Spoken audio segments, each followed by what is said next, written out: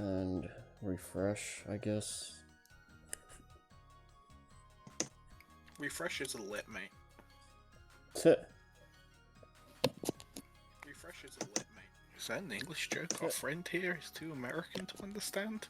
Oh! Is that an English joke? Our friend here is too American to understand. Oh! Is that an English joke? Our friend here is too American to understand. Oh! Yeah, I'm gonna boost up. You're live. Cool. Oh. Yeah, I'm gonna boost up. You're live. Yeah, just audio balance and then we'll start. You're live. Yeah, just audio balance and then we'll. You're live. Okay, one at a time. Hello. Hello. Okay, one at a time. Hello. Hello. Okay, one at a time. Hello. Hello. Okay, we all Actually, seem. just lower Scrappy a little bit myself. Right, yeah, we all seem fairly balanced now. Okay, so whenever you're ready to do the intro. Hello and welcome to the Brain Block Podcast. I am your host Joe from Bootleg Raccoon. We also have our co-hosts. Hi, I'm still here, existing. I mean, do you mind? We're trying to do a podcast.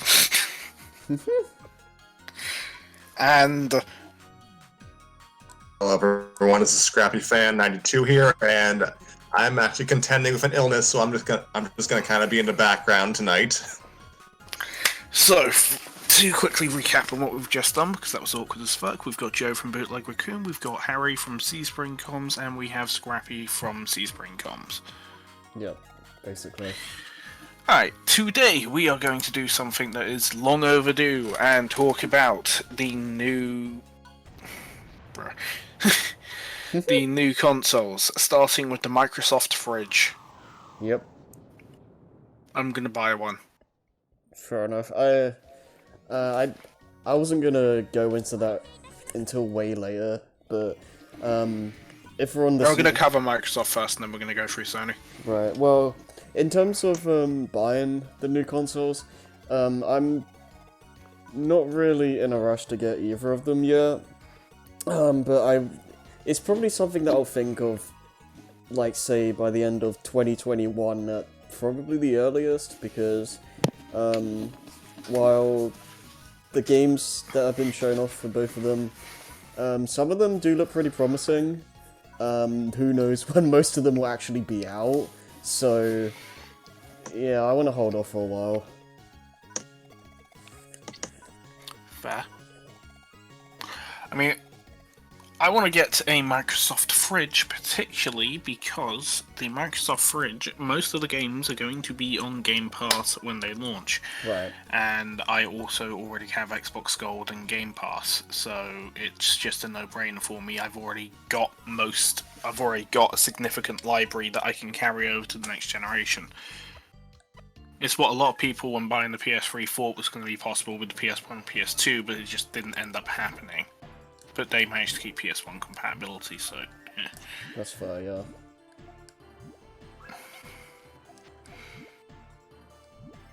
And Scrappy likes the Switch. Scrappy doesn't have money, so I can't really contribute much. Wait, you think I've got money? Well, I mean, more than me. No, I do not. Well, I mean, the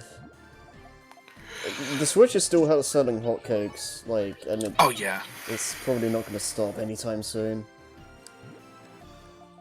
And then next year Nintendo discontinues it. So guys, sup, Nintendo Surprise! here, coming at you with another Nintendo console, the Switch 2 3D Plus Pro XD Wii U, us as well as them co-starring. Donkey! I can see a Switch Pro happening like in a year or two's time, but a new console. A lot of people can see that happening. Not gonna lie. Yeah, I'd be surprised if it doesn't happen. And it still won't get Grand Theft Auto 5 because screw us, I guess. Why do you even want it at this point? I mean, validation. I think like Rockstar just have a rocky relationship with Nintendo is more the reason why it doesn't have it. Wow, that's a very old grudge. If it's the grudge I think it is. Yeah. Companies are driven by emotion and passion as much as they are just driven by pure numbers. That's what I've learned as I've grown up. Because like even like we're gonna get to GTA 5 again later, so game companies are not beyond like pettiness. Hi, Sega. Anyways, Halo 6 or Halo Infinite? I think it looks awesome. I look forward to playing it. I look forward to saying that 343 are a waste of a game development company and that they ruin everything they touch. I'm hoping it's going to be a good game because I don't want Halo to die, but at the same time, every single game they've touched is garbage. I am cautiously optimistic for this one. I did not like Halo 5 like much at all. But this one looks like a step in the right direction. The open world style is interesting, and I'm wondering how that's gonna work with the campaign and all that. But yeah, I'm hoping for the best. I don't really know how. Hope for the best. Expect 343. Yeah, at the very least, they had it in themselves to delay the game, so maybe it will be decent. True. But who knows? Scrappy? I only played Combat Evolved like over 15 years ago, so my Halo experience is, wow, I like running around this grassy field shooting the Ninja Turtles, so... That's a very good description of early Halo 1, not gonna lie. Yeah, so that E3 demo looks like Halo 1, right down to the bright green armor, so that makes me feel happy. Yeah, it definitely seems to be going back to, the... people say this kind of stuff a lot, but like the series roots kind of thing. It definitely gave off Halo 1 vibes. From something that I know about Halo's development, it does actually look like some of the original plans for Halo 1 that were impossible at the time. Yeah, because I see like the whole like Halo ring thing, and it feels like it wants to be a big open world kind of thing, but it just couldn't be that at the time.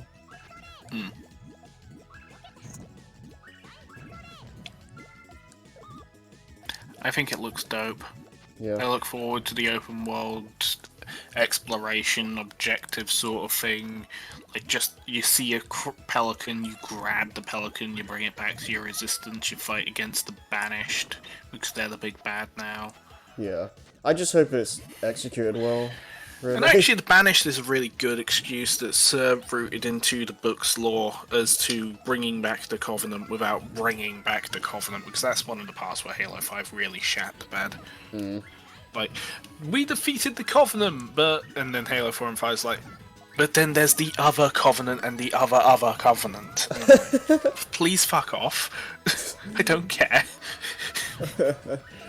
It's like, the Didact! And you shove a grenade in his chest cavity that you put there, and it's like, yo. But apparently he's not dead because books.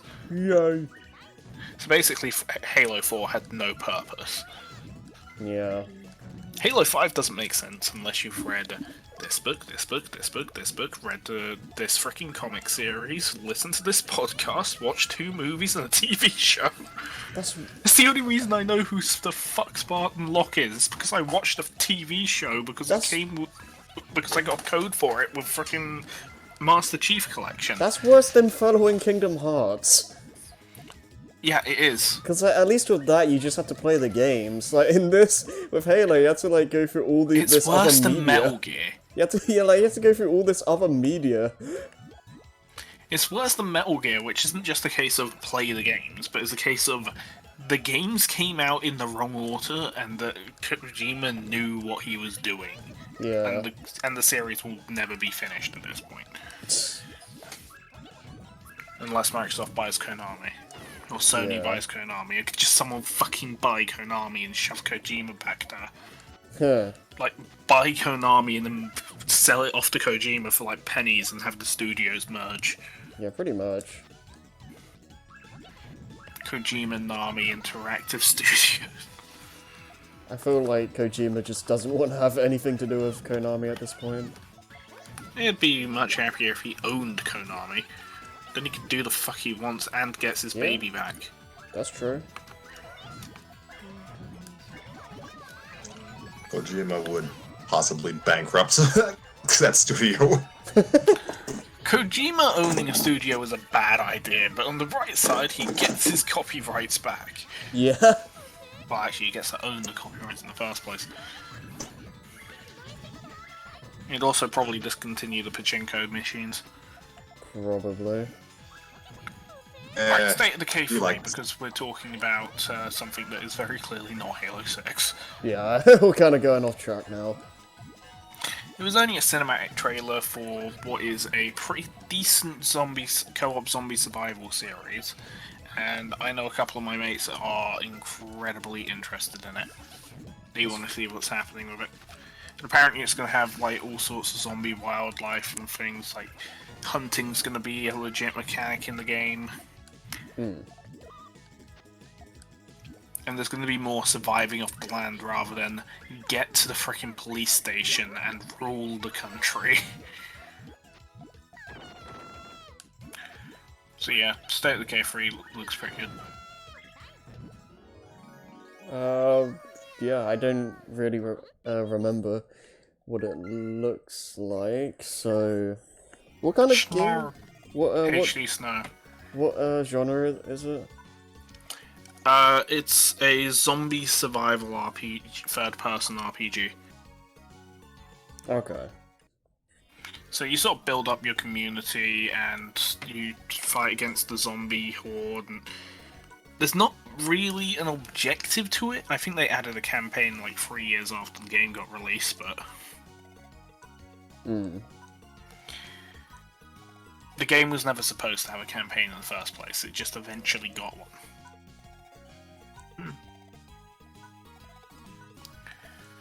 And then there's like mini AI communities about, and they give you quests to do, and you either do them or don't. And if you do all the quests, eventually their communities will want to be part of your community. I did not realize that we had... in shops. Okay. Yeah, we need someone to be, like, keeping an eye on chat, because I didn't realize that both Fireboy and Big Boy Satellite were talking. The problem with Death Stranding, as much of off-topic this is it's very Metal Gear 5, but without any of the context. You are post-apocalyptic sci-fi delivery man #1. Yeah. Not that I've actually played Death Stranding, and I kind of want to. It doesn't seem like my kind of game. It's... Fireboy, those letters. Go on. Fireboy, those letters have been part of the community for years. It's not something new. And do the alphabet joke, please. Alright then. Why are you talking about that right now? This is gaming, not... What does this have to do with anything? Yeah, we do not talk about politics here. Like, we're talking about video game politics, and this is as political as we're ever gonna get. Even still, this is, like, thin ice.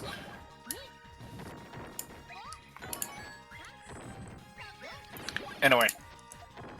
No one basically has anything to say on State of Decay 3. Not really. Forza Motorsports 8. It is not Forza Horizon 5, which is a completely different game in the same franchise. Motorsports 8 is your traditional, really sexy looking racing game. And it has a decent amount of car customization, both under the hood and the hood itself. Forza's great, I recommend it, but like I played Forza 3, well I owned Forza 3 and that was great, and then I played Forza 5 and that had issues. And I think the Forzas after have been more so, we make money by selling digital cars at the cost of real cars. Yeah, how many So- times, like, it's at every Microsoft conference or whatever, they have to have, like, a random car. Yeah, and it's if they've got a car under like a tarp or some shit, or like around a section in the studio, like eventually it's gonna open up, and then suddenly like Lamborghini or freaking Bugatti or some shit, or Lego car with an actual car engine.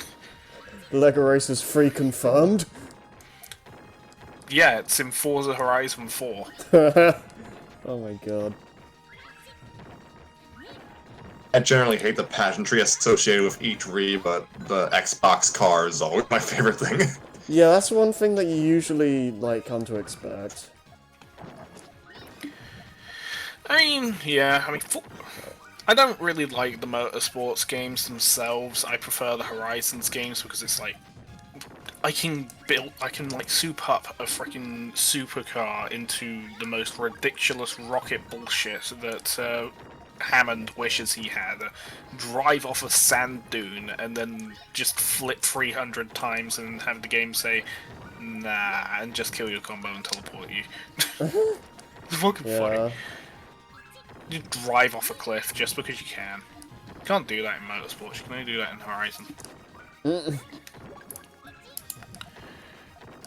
Anyway, moving on, because no one particularly cares. Yeah, I'm not a, Car guy. yeah, not really, so I don't really have much to add to this. Everwild, basically New Age Rare's new game they're making for the Xbox Series X. And there is basically no information, and I do not give a shit. I took one look at it and said, this is not going to be an enjoyable game for me. I have no real comment on it, so... You know the really stylized Rare game where they had, like, you walking up a mountain, like, American tribal with, like, bison? Adventure! Yeah, no one cares. Tell me I why! was interested in it. Wait, what? I was interested in it. Oh, you were? What was your opinion of it? Everwild, well, I mean, happy to see Rare continue to make new IPs. It's just interesting to see what they do. Remember when people actually used to be excited when Rare was doing stuff? Yeah, when they were making good games. Yeah, I mean, the point, And not Sea of Thieves. I mean, I like the concept of Sea of Thieves is sound. But... Sea of Thieves is an amazing concept. However, the only reason the game works is because of the logic of anything is fun if you're doing it with friends. Right. Yeah, basically. Because the If game you're playing itself Sea of seems Thieves pretty solo or shallow. with friendos, it's just... It's a literal ocean, but with the depth of a puddle. Yeah, it seems very shallow. You've got 3 options for combat. You have sword, you have gun, you have shotgun, and you have long-range gun. And for sea combat, you have cannon, and I think they added a harpoon. I feel like pirate combat should be like a lot more exciting. Like, just imagine like cool like sword fights or something. Like, imagine just harpooning a random ship and like reeling them in, having your entire crew board them and just slaughter them all, take all of the booty, and Yeah, something like sail that. off to Pirate Cove. That would be awesome, but it's Yeah. just not practical. Isn't that just what Assassin's Creed 3 and 4 did? Maybe. Yeah. Assassin's Creed 3 and 4 were better pirate games than the pirate game. Kingdom Hearts 3 is a better pirate game than the pirate game. Kingdom Hearts 3 is the best Frozen game on the market. Tell me I'm wrong. I mean, I'd imagine people would probably play that one 3DS game, then deal with Arendelle and Kingdom Hearts 3. What DS game? 3DS game. It 3DS. was just I think it was just a side scroller starring Olaf. What in the Jesus, hell? God, no. It's a Disney game. Why would they it's- not do that? Is the better question. It's shovelware. Well, yeah.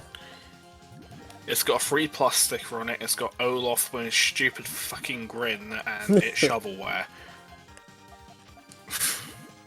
I mean, yeah. Alright, everyone done with Everwild? Because we've spoken about We like are 3 just a games. cheery bunch tonight.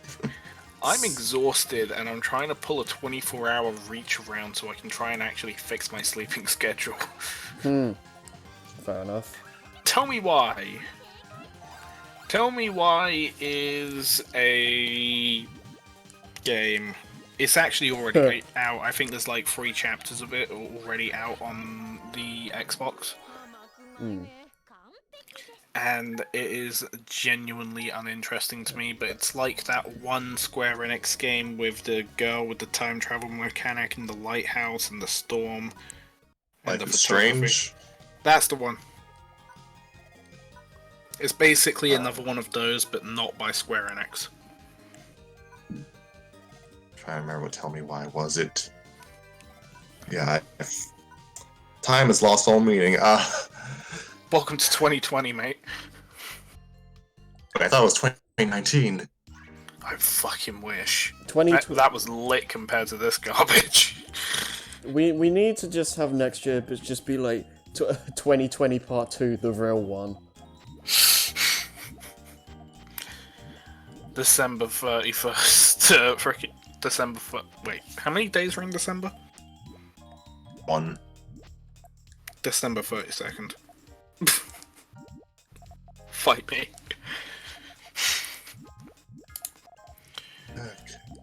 Alright, Grounded. I've actually played Grounded because it's available for early play on PC and Xbox.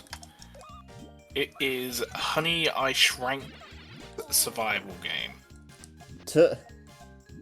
It's kind of like a 4-player co-op Rust in the Honey, I Shrank the Kids spin-off universe. Okay. I haven't heard the name Rust in a while. You're right. I mean, it plays a bit like Rust without the garbage PvP public servers, so...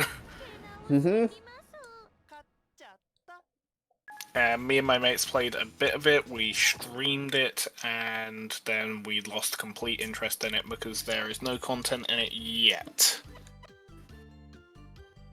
That's fair.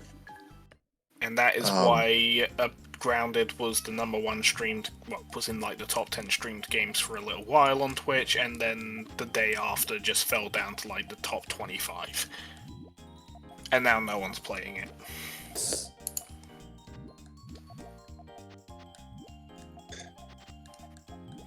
I enjoy it, I recommend it, it's worth a look. Wait for the full release, there's going to be a lot, there's an actual story in it. But the game doesn't tell you that, you have to go and find the story until the game starts giving you the story. Okay. There's a lot of in-the-world sort of stuff. Okay. They're also adding way more different monsters and world events. Forget who was developing Grounded. The people developing Grounded is Obsidian, actually. I think it is. Good for them. I guess this is a decent change of pace for them to be doing something a little more, I won't say child-friendly, but a bit more that game's whimsical, I completely guess. child-friendly. Yeah, it's a very whimsical, child-friendly game. I also found the Sword and the Stone. It was great. It was, like, there somewhere in the world there is a overpowered mid-game sword with like buffs on it. Once it breaks, it's fucked.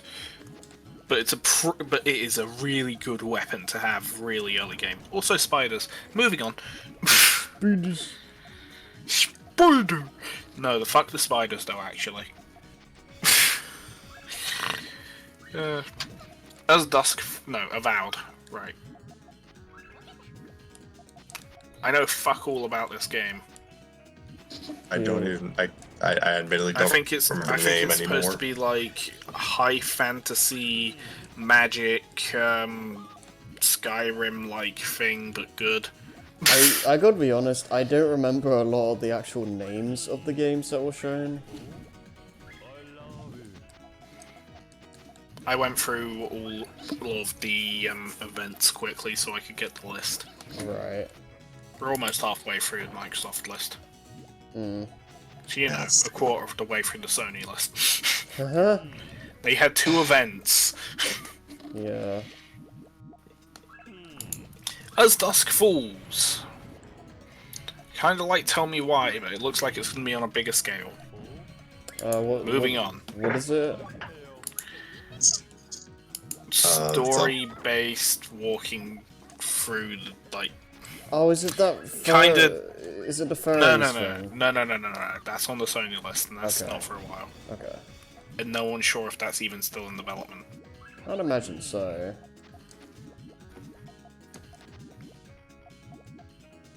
Anyway, as Dusk Falls... I've got nothing to say on this. I have basically no information on it, and I don't care. I have nothing to say about this. Hellblade! I have nothing to say on this, I have no information on this, and I don't care. And I don't know if it's DLC for Hellblade, or if it's a Hellblade 2. I think it's Hellblade 2. Yeah, I mean, Right. the first one is on Game Pass, but I just have 0 interest. Wasn't it, like, fairly popular? Yes. I've never met someone who's played it. Me neither, but apparently... I mean, yeah, we live people in like bubbles, but apparently it's a popular game. it. Yeah, I have no, like, information on it, so I can't really say anything. I mean, I live in like 3 bubbles, but none of them contain anyone that played Hellblade, so... Right. Moving on to something people actually give a shit about, Psychonauts 2. Yeah, I still need to play the first one, but the fact that this exists is pretty neat.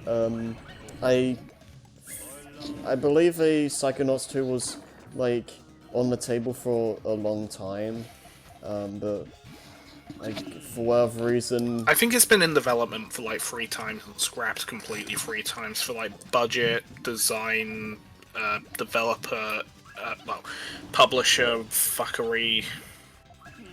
Probably, yeah. I mean, it's been completely built up from scratch with like the original story from this time, and this is the one we're getting. Yeah. And I know the first game is like a beloved classic, so hopefully this one doesn't disappoint. It looks exactly like how I have seen the first one, Same. except I think it's based like 5 or 7 years later, Right. after the events of the first one, and it goes back in. Yeah. Because reasons on the external or something. Yeah. Because I think in the first one he falls into it, and the second one is like he's always had a way in, he's just not touched it because it was fixed. He didn't want to break it. Yeah.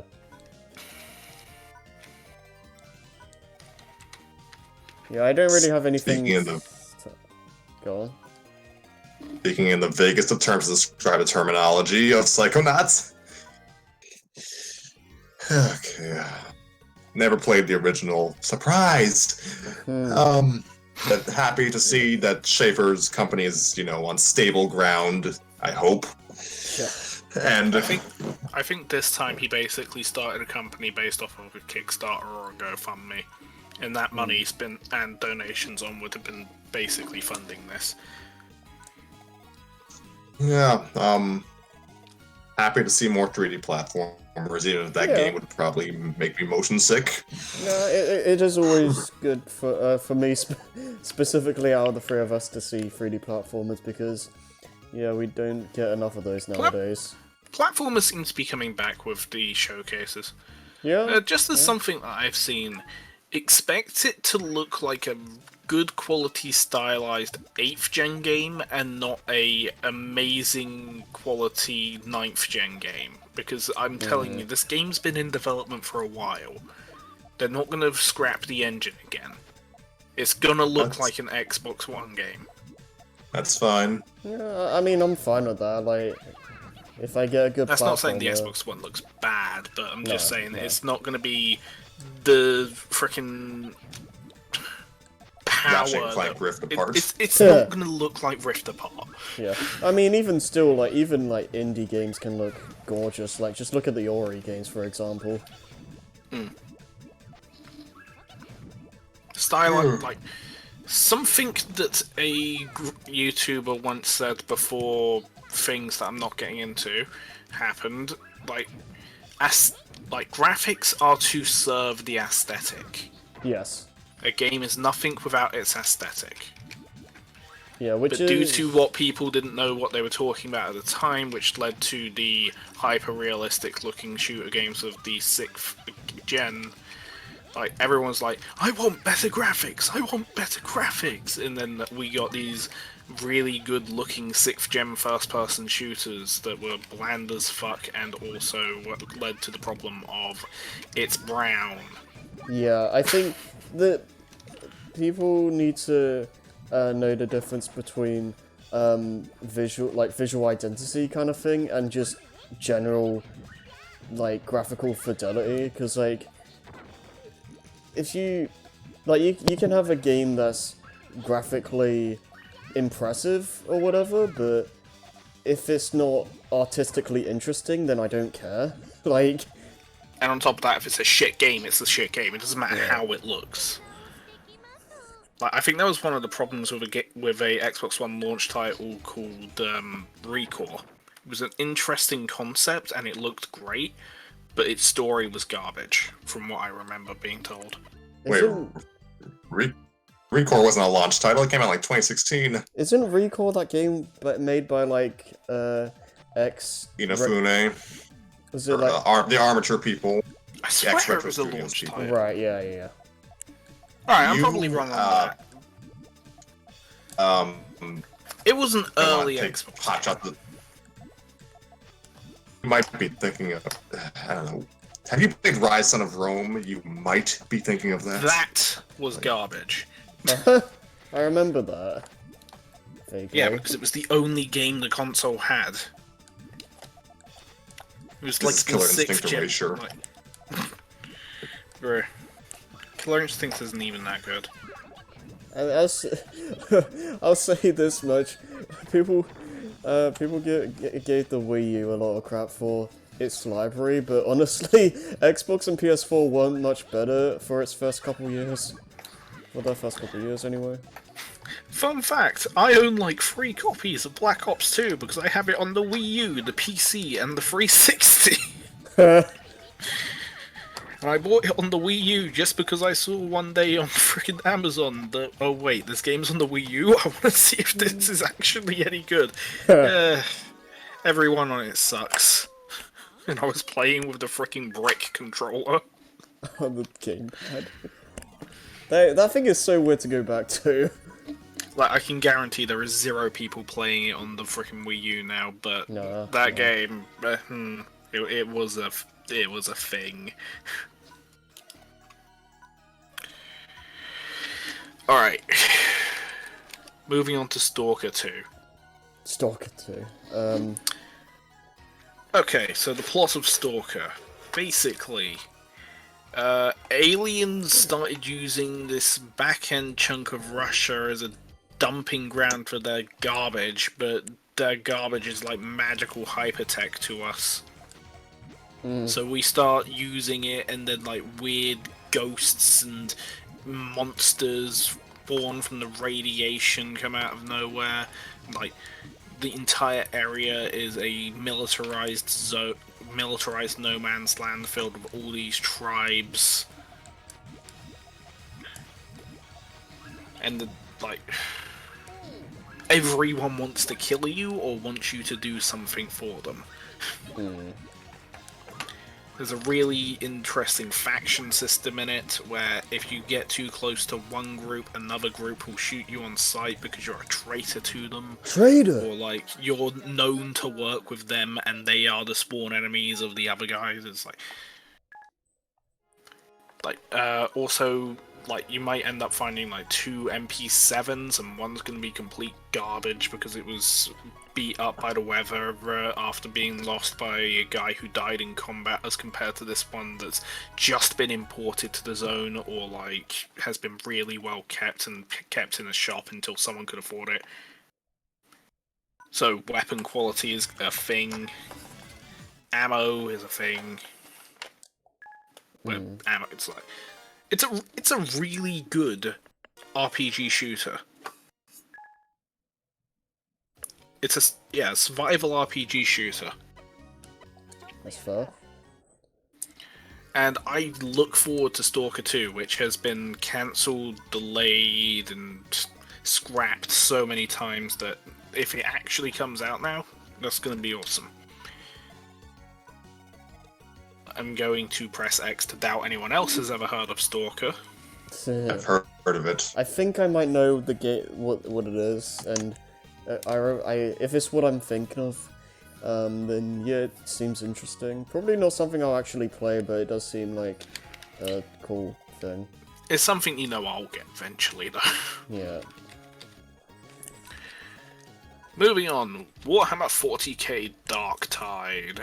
I know, like you and an old high school friend are like both pretty big Warhammer fans, so I imagine this will be a cool thing, but I no experience with the series. From what I know of this game specifically, you are a scouting party of the Imperial Guard, and I don't care what they're currently fucking called, it's not important. They're the Imperial Guard, no matter how many extra letters you want to spell it with.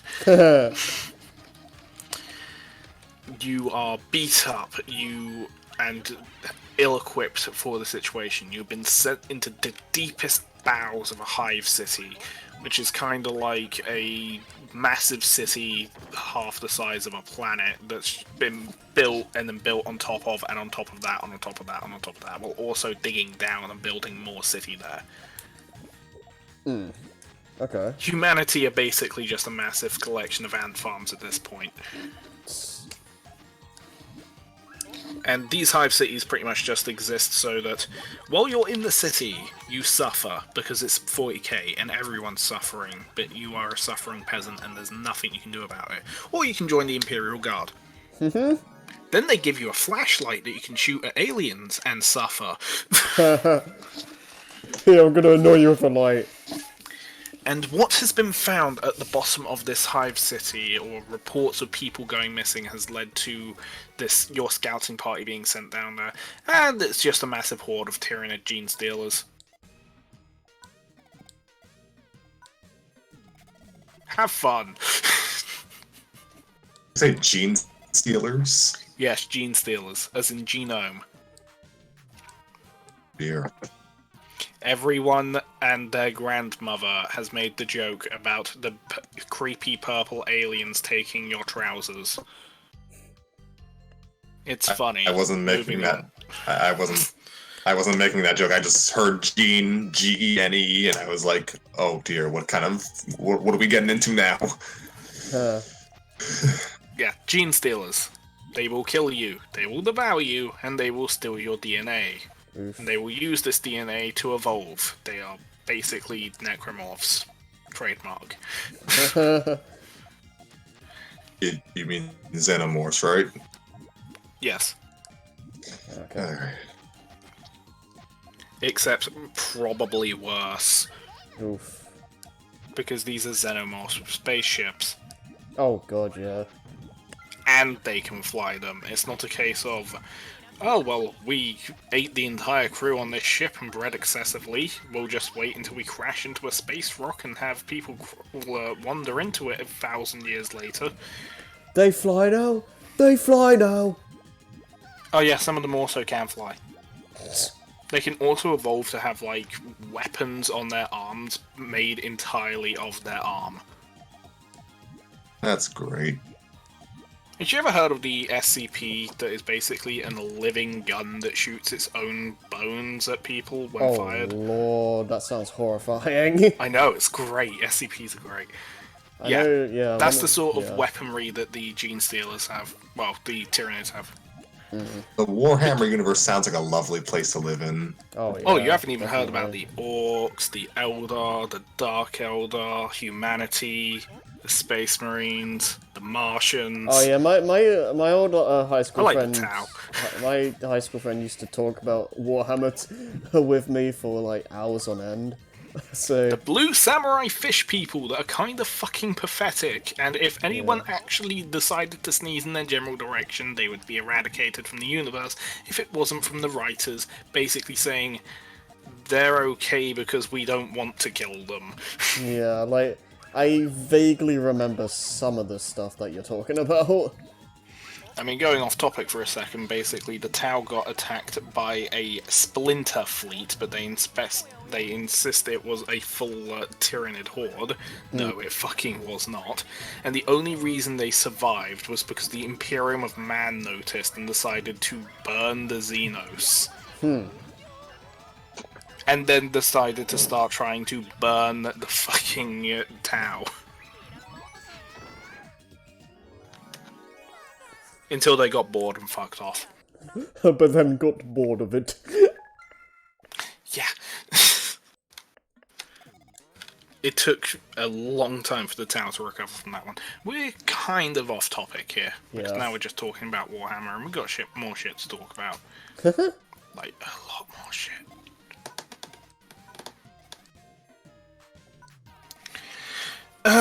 Okay, so yeah, basically it is going to be, you are in the bottom of a massive city, you and your friends have flashlights, and you are completely fucked. Your job, kill all of them. In the name of the Imperium.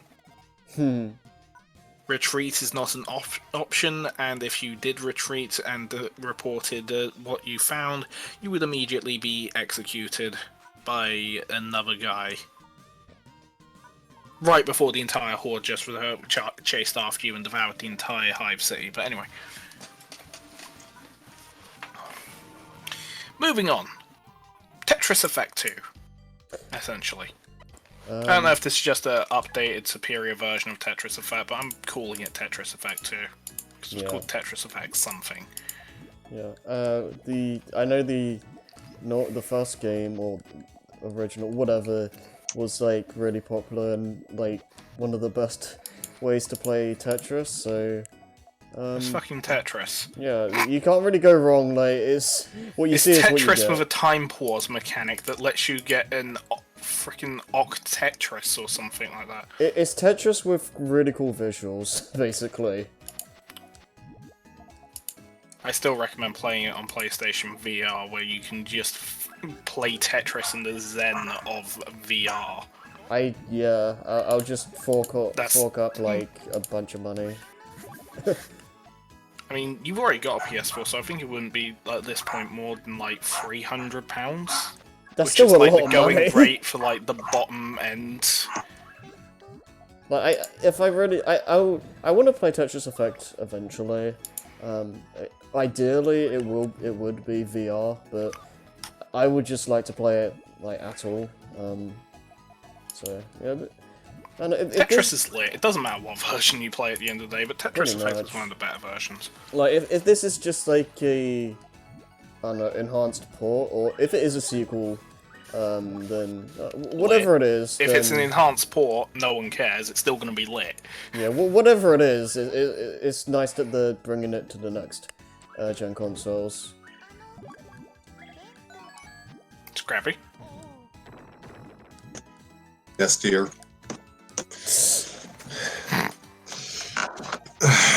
Yeah, I can't remember the footage of the new Tetris game. So yeah, Tetris, I like it. It just looks like Tetris Effect, I think. Maybe better visuals, more particle effects. Probably, yeah. Maybe an extended Tetris mode where the board is just fucking huge and you can get like a 50 Tetris. Yeah, I'm gonna pretend I know. I'm gonna pretend I actually know things. When are we getting a new Tetris to Grandmaster? Okay. I'm good at Tetris. That's but not I'm that's nowhere near not fucking even an master. indictment on a new Tetris game. I'm just curious about that. I don't know. What is Tetris the Grandmaster? A Okay, Grandmaster so- of Tetris is basically like a Grandmaster of chess. They are the best of the best. Okay. Yeah, Arika, who made the Street Fighter EX games way back when, apparently made their own Tetris games, and they're popular among enthusiasts. Okay. I've heard about that before. I but think I've I never know about seen some it. sort of like Street Fighter Tetris or something. That sounds about right. It was like Street Fighter Puyo Tetris, I think. Right. Yeah, Puzzle Fighter? It might be. Probably. that. Yeah, I think so. Yeah. It was on the 360. You know, we can have a puzzle game episode down the line. Yeah, I'm We playing will have a game puzzle right game now. episode, and we will talk about Bubble Bobble. We will talk about puzzle. We will talk about Tetris. We will talk about Puyo, and we will talk about anything else we can think of to shove on that list, because that list is going to be lit. Cleopatra's Fortune. Yeah. I can talk about Bejeweled. Bejeweled. All right, the gunk. Gunk. This is a game that looks like it's going to be straight up you guys' alley. It's going to be a third-person 3D, like, open environment platformer. It's the term I want to use. Yeah, when you describe it, it sounds cool, but when I hear the name The Gunk, I just think of, like, that, what is it? Well, this black gunk is oozing out of the deepest reaches of the planet, whatever the fuck it's called, and is infecting and corrupting the world, and it's your job to fight the gunk monsters and plug the gunk leaks. What a lovely game for 2020. What Game it looks reminds, it makes me think of, like, what is it, the GAC adverts or whatever? What was that? Like, that's what it makes me think of. My Little Pony will be right back as soon as we're done advertising the stupid fucking crap that's gonna get stuck in your carpets and drive your parents insane. Yeah, basically that thing. Don't eat it. Oh god. I think the gunk looks interesting, even though I probably won't end up getting it. I'm actually starting to sell myself on the fucking game. I think when I first saw it, I was like, ugh, not my thing. I I'm need Joe to... and I like Gunk. I need to actually look at it because what you're telling me... I mean, I saw the presentations, keep in mind, and I have seen all these games, but to be honest, I kind of not necessarily zoned out, but I kind of just don't remember a lot of the stuff. So I need to look back at that. Joe be like, Everwild, not interested. Fucking tell me why, not interested. Dusk Falls, don't give a shit. Hellblade, what the fuck is that? The gunk. Whoa, guys, listen here, it sounds great. Yeah. Yeah, I'll have to... You're gonna think you're a paid bot. If I was getting paid, I would shill fucking Game Pass and freaking xCloud more often. I shill that because I want to, not because I'm paid to. Fair. The medium! Wait, what? Oh, were you saying something about the gunk? Yeah, I watched the presentations also. I just can't remember jack squat from any of them. Yeah, that's how I'm feeling right now. Like I remember very specific things, I guess, but like so much of it is just I don't remember. Like,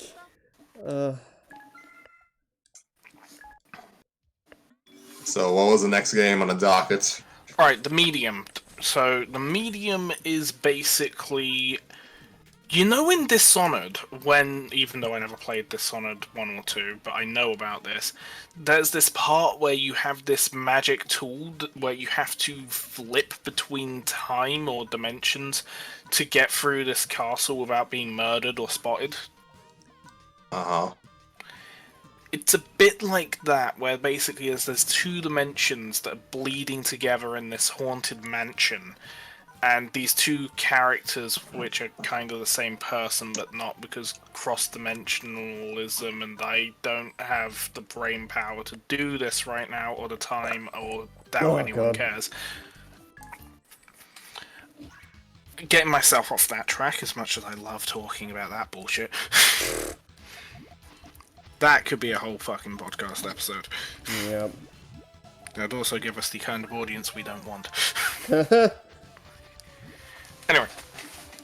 So, yeah, there's this trans-dimensional haunted mansion thing where these two characters, like, one person is just trying to get through it without falling through into these death pits that are bleeding through from, like, the hell dimension. And it looks really interesting, but it's just not my thing because I'm not a fan of horror games.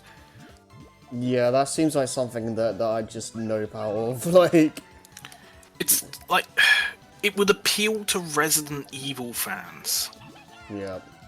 Like, OG Resident Evil fans, not, ooh, the shotgun Resident Evil fans.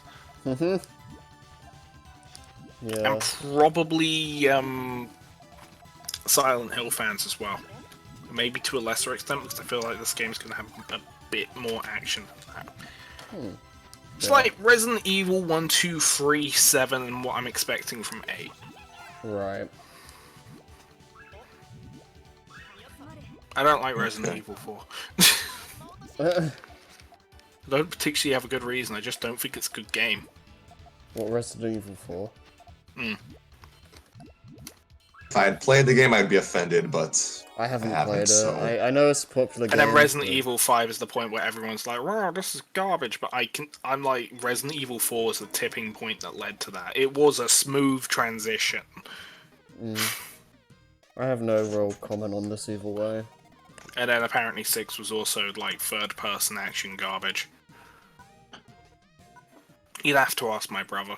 But you'd probably not want to. It'd probably end up in just being shouted at for the next 10 minutes about, oh, the game's crap because this company developed it and blah de blah blah blah blah blah blah blah blah blah. And I'm like, You know, Wait, you have a he's brother? asleep, he still haunts me. Fuck you.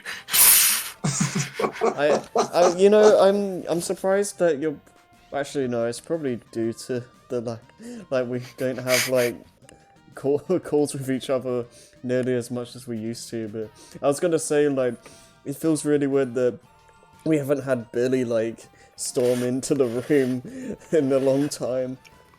That's because Billy's got a job and sleeps really early now. Okay, fair. Phantasy Star Online 2. I'll be quick with this one. There's another game that's technically already out. Yeah, it's a thing on Xbox One at the moment. It's, I think it's supposed to come to other consoles as well, eventually, but... It's also on Steam. Right. It's something...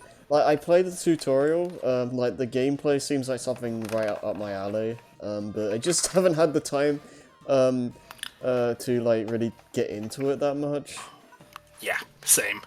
So yeah. I mean, I've had the time. I've just not been like, meh. It's an MMO. I played them for like a week, and then I'm like, okay.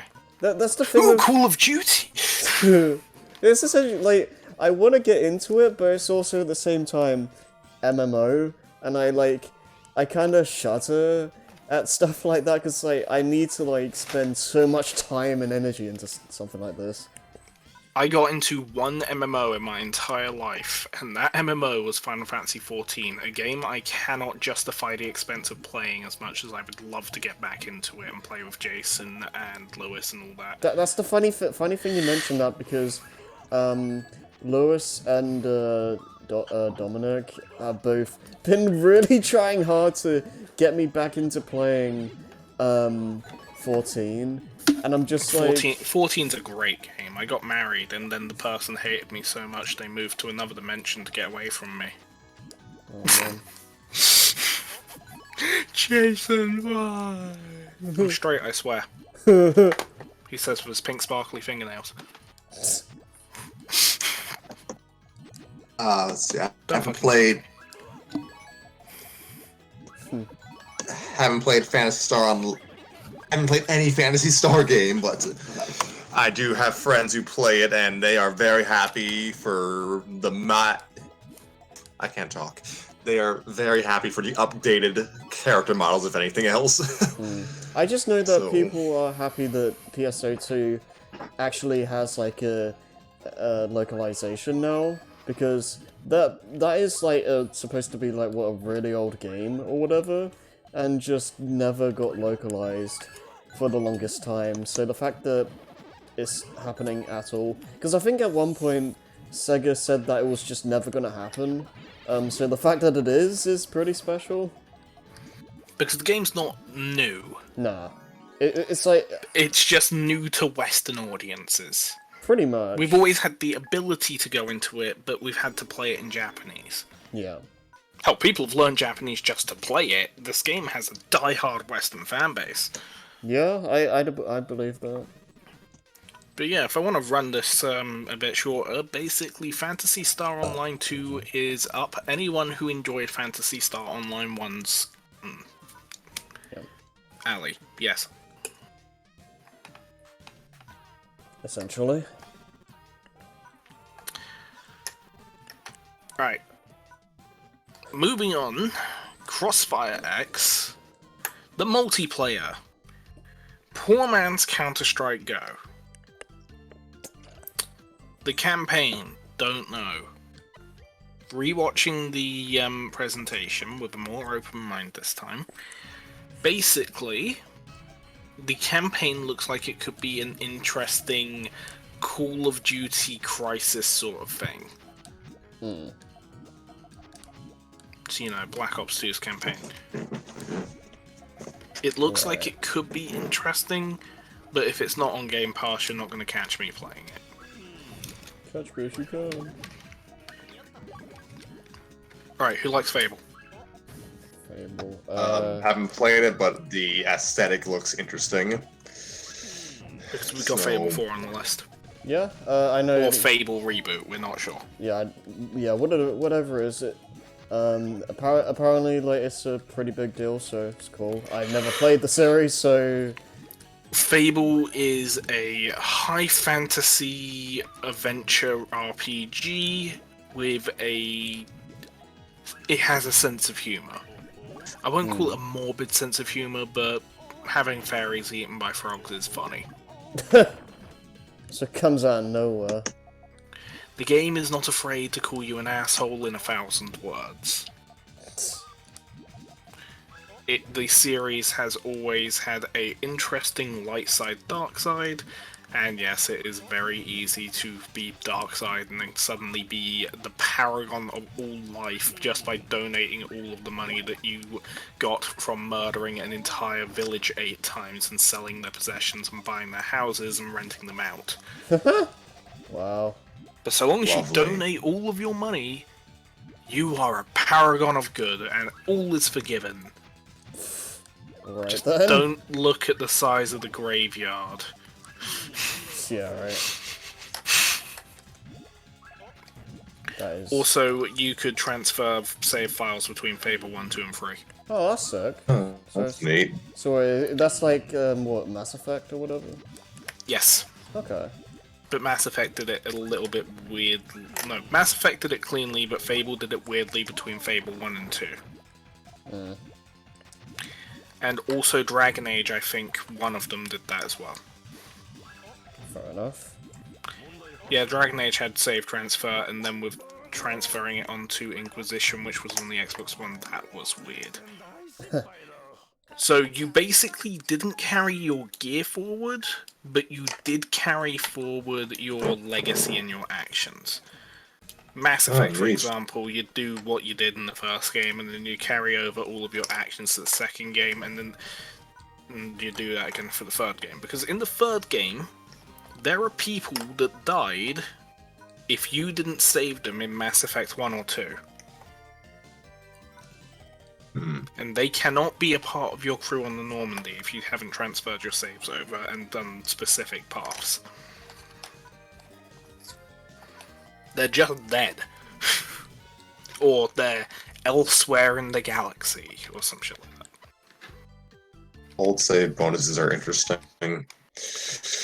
My personal favourites are definitely Jack X, where if you have Ratchet and Clank save files and the Jak and Daxter save files, you get a bunch of different characters like being able to play as Ratchet, Clank, and all the different versions of Jack, and I think also Daxter. And also Ratchet and Clank Freeze save transfer, where if you have a save file from the first game, because it took a couple of years for the game to come out, if you got a completed save, you actually get your Gadgetron discount. So you get like 5% off literally everything for the entire game. Nice. And also there's a separate shop where if you have a completed save of Ratchet and Clank 2, you can get a bunch of your Megacorp guns, like the completely overpowered, broken, and downright flat-out bullshit Bouncer. And god, is it sexy. I still need to play Jack X. Like, here's the thing, don't get me wrong, I could do a gun rant on Ratchet and Clank so easy, but I don't out of respect for the franchise. Yeah, that might be bullshit. I don't because I can't be asked and it would be too much of a headache to figure out how the bouncer is even supposed to work. When you say the bouncer, I just think of that old Square Enix game. And then there's the super bouncer, which is just worse. Like, Ratchet and Clank 1's weapons are actually lit. Ratchet and Clank 2's are kind of fucking stupid. Ratchet and Clank 3's, some of them are stupid. But we're not talking about this. That's something, if anyone ever wants to sit there for an hour and listen to me talk. I need to get back to playing Ratchet 1, so... Ratchet 1's awesome. Maybe we'll get to that someday. Alright, and the final thing is the Bethesda buyout. Now, a lot of people aren't worried about this, because they're just like, oh, well, we'll just not get the game on PlayStation, when referring to Elder Scrolls or Fallout or anything else. People tend to come... People who aren't going to buy an Xbox come into the categories of, well, we'll just get it on PC, we don't give a shit anyway. And it's like, that's not really the point. Saying it's not an exclusive because it's on PC is like, bruh, that's not how that works. It's a Microsoft exclusive. Yeah. I don't actually think these games are actually obtainable if you own a Mac. Or if they are, it's a pain in the ass. Hey guys, I'm a Mac, and I'm a PC. Ooh. Those ads were stupid. But I love them. But yeah, basically, because Microsoft now owns Bethesda and Obsidian, they could take them and force them against their will to work together and make Fallout New Vegas 2. Yeah. Possibly, And yeah. they're probably not going to do that, but they're probably going to do a new Fallout spin-off with Obsidian working on it, because people like Obsidian's Fallout games more than they like Bethesda's Fallout games. Actually, Nerdcube did a couple of videos on this, and I recommend watching those. But I'm not going to basically be stealing his work for my podcast, so... Oh, hi, Soph. Was deep down, we all know the only next-gen game we really need is Knack 3, baby! Yeah, Knack 3! We're getting to Sony in a minute. Yeah, the Bethesda buyout is an incredibly big deal, and just saying, oh, I'll just get it on PC isn't necessarily the answer they think. And the other camp is, well, Fallout 76 was garbage, and Fallout 4 was garbage, and they've released Skyrim 1,000 times, and everyone's sick of it. And it's like, yeah, that's not really the point, my dude. Yeah. The point is, you've bought this new shiny console for 500, whatever your regional is, and like, you're not going to get access to a bunch of games from what was formerly known as the best game development studio in the world until they let that go to their head and released a bunch of crap that no one cared about and was actually kind of garbage. I'm just And then gonna... The Witcher happened. Yeah, I'm just gonna say that, hopefully being under the Microsoft umbrella, if you will hopefully, make it so they end up releasing stuff, like, on launch that's not, like, completely broken, but I guess we'll find out. The next, yeah, you laugh, but here's the thing: the next Fallout / Skyrim game is going to take for fucking ever on top of dev because it's going to be game tested and patched out. Yeah, quite a bit. Because I'd imagine, and like... also, rumor is Microsoft is forcing them to use a new engine. Fair. Oh, thank goodness. That's a rumor, though. It could yeah. still be Creation Engine version 7. Yeah. Yeah, they definitely need to have some quality control of some kind. Also, it wasn't necessarily a Bethesda buyout, it was a ZeniMax buyout, which basically contains all of ZeniMax's games, which is fuck all, Bethesda's games, which is quite a lot, and id's games. So technically, we could see a Quake 5. We could see Doom in well, actually, Microsoft doesn't have a kart racer yet. Yet. Microsoft kart, where everyone just drives around in Lamborghinis from the Forza series. Could you imagine Doom Guy in a fucking Lamborghini? I was just gonna say, like, Doom Guy in a kart racing game sounds freaking hilarious. Microsoft Karts 2021, let's fucking go! I'd play that just for shits and giggles. That sounds fucking lit. Oh, Like, you can imagine what the power-ups be like. It's like the BFG, the freaking STNKR homing launcher from Halo. You could drive around in Halo vehicles. Freaking, like, that could be incredibly interesting. Like Banjo-Kazooie with a rocket launcher driving around in a freaking Revenant or some shit. Oh my god. That would be awesome. This is the sequel to Banjo-Kazooie Nuts and Bolts we always needed. It's not the one we wanted. Actually, that's a point going back to Rare while we're still on the topic of Microsoft. Basically, Microsoft buys Rare for all of those IPs that they do own, and then we get Sea of Thieves. Yeah. And Like, Microsoft has no Where's Banjo 3, even though I don't give a shit? Where is Perfect Dark 2? Like... Yeah.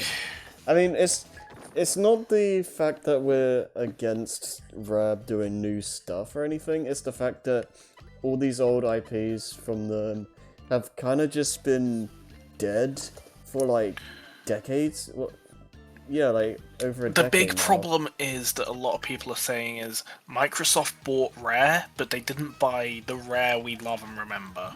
They bought a hollow shell of a company where all the talent left to go do better things in different studios. Essentially. Yes, they have the company name Rare as a subsidiary of Microsoft. Yes, they have all the IPs. Yes, Conquer 2 would probably be the best shit ever. But at the end of the day, Rare is just a name now. I mean, they already had, like the whole plot and, like, a bunch of stuff laid out for a Conquer sequel that just never came to be.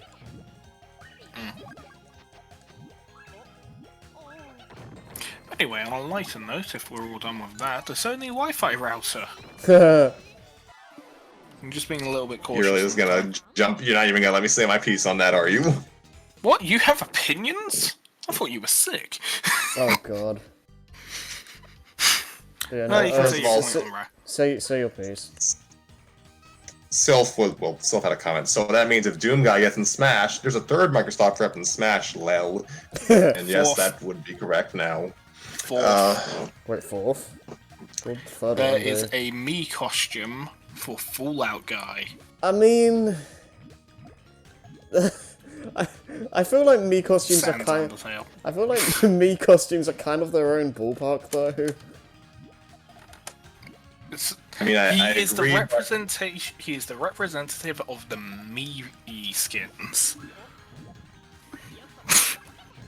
I Shut mean, I up agree now. with Harry.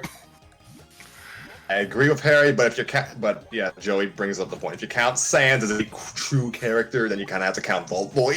I guess. I suppose. It's just weird though, like... Alright. It's the technic. It's like representing the series still, I guess, but... Represent fam West Side, yo. I don't really... I don't know, I just don't really think about Mii costumes when I think about character or, like, series representation that much. Like, I don't know. Well, I, for one, have been enjoying the Bomberman costume I bought today. It's accurate enough. With like some music, but it's a pretty accurate costume. I do like the... I like how the community has basically dubbed those kinds of Mii costumes as deluxe Miis. Like, ones that aren't really based on, like, actual Mii proportions and are more unique designs, I guess. So, like, stuff like Bomberman, Sans had to be a Mii costume, Yeah, because if he was Sans, made the Cuphead. real character, he would be too powerful. yeah. You can't allow him to unleash his true form, so they've released him as a shell of his former self. But didn't you know... Like a shell of a skeleton. But didn't you know that... Hollow, it's just hollow bones, my dude. Didn't you know that apparently like, Sans is totally Ness? No determination. Let's see, yes. So I only really care about Mii costumes when they come with music or if they're Goemon. You nerd. You freaking nerd. I remember seeing a playthrough of the N64 Goemon game like way back when. Okay, on the topic of rare, I mean, Because you wanted to finish that you can't before we buy- moved on. you can't buy talent. No, you can't. You can't. Microsoft retained as much people as they could, but everyone left mostly of their own volition. Like, Most they can't people really left do anything before about then. that. I mean, they were leaving when Nintendo still had a stake in it. That's not really Microsoft's fault. It was bad timing, really. On the topic of IPs being dormant, well, I mean, Microsoft can't really... Well, they can, but they probably shouldn't put a gun to Rare's head. Hey, make a new Conqueror. No, I'm not saying they And should They do can that either. commission them to make new conquests. Like Microsoft can send down a representative or send out an email to the studio and be like, "We want a new Conquers game. Please make one. What do you Yeah. need to achieve this?" Yeah, what was I or gonna you say? can just if Rare themselves can't do it in their current state, then I get like look for another studio that would be. Bethesda Right. presents Conquer 2. Oh god. Yeah, like I just mean- have another studio that can do the same thing That might because not be the worst idea. like that happened with like what was it, Killer Instinct or Yes, Killer Instinct and Battletoads, they got revived. Microsoft can do that, and they probably will look into it for stuff like Banjo and Perfect Dark and Yeah. probably nothing else, So but that's why that's still better than nothing. yeah that's why All we like, need is Halo to be given to a good development studio. yeah that's why I'm like it's like if like Rare currently like want to just do their own thing then that's fine. I just think it's probably in Microsoft's best interest to just find studios that would be able to like bring back these IPs and do them justice. There are rumors of a Sega buyout. I don't believe that for a second. Blue and white controller, still iconic. You can make the word Sonic out of that. Oh my god. Like, I'm not completely ruling it out, but there's not really... Anything's possible by that fucking giant. Yeah, but I don't see why... much of a reason why Sega personally would agree, because, for one thing, they'd lose out on the multi-platform sales. Nintendo, like, Switch sales for, like, Sonic games and all their stuff does really well. like on Nintendo system specifically. So I don't know why they'd want to lose on that. And what if it's not a Sega buyout, actually? Stop right there. Alright. What if it's just a buyout of Sonic Team and the Sonic IP? I don't know about that either, because Sonic does really well for like Nintendo as well, and just other consoles Sonic as well. does terribly. Well, he does better on Nintendo than the other consoles. Like, Still doesn't do well. I mean, he hasn't... all that reviews. Yeah, sales-wise, like, the series is fine. Like, it hasn't done, like, crazy numbers recently, but it still performs, like, decently well for them. But This is all hypothetical. Yeah, I mean, it's also the fact that... and I kind of want to move on to Sony now. Fair enough. I was just gonna say as well, like, there's also the fact that Microsoft doesn't really do too well in the Japanese market overall. That would be the point of buying either Sonic or Sega. Yeah, it makes sense. I can see a point in buying a more minor Japanese development company. Yeah, that's the thing though. It's like, it makes sense for Microsoft, but for Sega, they're just gonna look at that and then just be like, well, if we go by this new thing or whatever, if we stick by Microsoft, we're gonna lose all this stuff, which in the long run will make us not get as much money. So they don't really have much of a reason to do it. So I just don't see it happening. Alright, well anyway. Moving on to Sony. Yeah. The Sony Wi-Fi router. This fucking chunky boy it is. I felt that. The fucking thing is heavy and it is the size of a desktop. Huh. It big. Big fan. And also, just before I get into that later, and it looks like I'm just ranting, I'm going to try and sprinkle that in. Statistically, physical hardware-wise, the Sony PlayStation 5 is not as powerful as the Xbox. I mean, fair enough. I mean, there's also the fact, like, Microsoft have been very adamant. It's like, this is going to be the most powerful system, like, ever. So, yeah. Yeah, and the last time they did that, Sony made the PS4 Pro. Yeah. And then they made the Xbox X. It's Xbox. Wait, the One X or the Series X, like, their naming scheme is just throwing me off.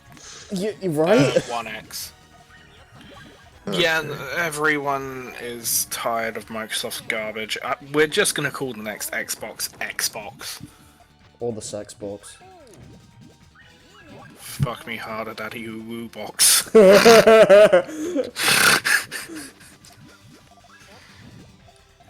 Hey, there's the furry fan base. we need to have like an official Microsoft like mascot, and it's just like waifu. Ah, it's like the Twitch mascot, Twitchy the Twitch Bear. He's just a big blue panda bear that's high on cocaine all the time. How did I He's remember like, that? sup kids? Hey kiddies, wanna play with me? We're not supposed to say stuff like that on Twitch at any rate, but it's funny. So, what are the games? Moving on, because no one has anything left to say about the console itself, other than the fact that it's chunky. And It's it's statistically Wi-Fi not as router. strong. And it's Wi-Fi router. Yeah, it's a Wi-Fi router as compared to the Microsoft Fridge. Yeah. Final Fantasy 16. This is going to be a limited time exclusive. Yeah, or that old limited exclusivity most of the time. I just don't like it. It's not. It looks like Final Fantasy is going back to their roots, but taking what they've learned from the newer lessons of the thing. It kind of looks like it's going to be like a Final Fantasy. What is that other game that I mentioned earlier? Oh fuck, what's it called? Final Fantasy Dragon Age sort of thing. Yeah, I've admittedly grown tired of Square Enix doing this realistic anime aesthetic, but Fair enough. I It's don't know, I what think they. it looks cool. Yeah, it looks cool. It's probably not going to come out for like 50 years, but you know. Here's the thing though, with how cool it looks, my problem is there are still parts where there are important quest-giving characters that do not have full voice-acted dialogue. I get that it's expensive, but come on, at this point, even if you have to reuse voice actors and have like an American try and do an Australian accent or an English accent, I don't care. Just make it work. I'm sure they could.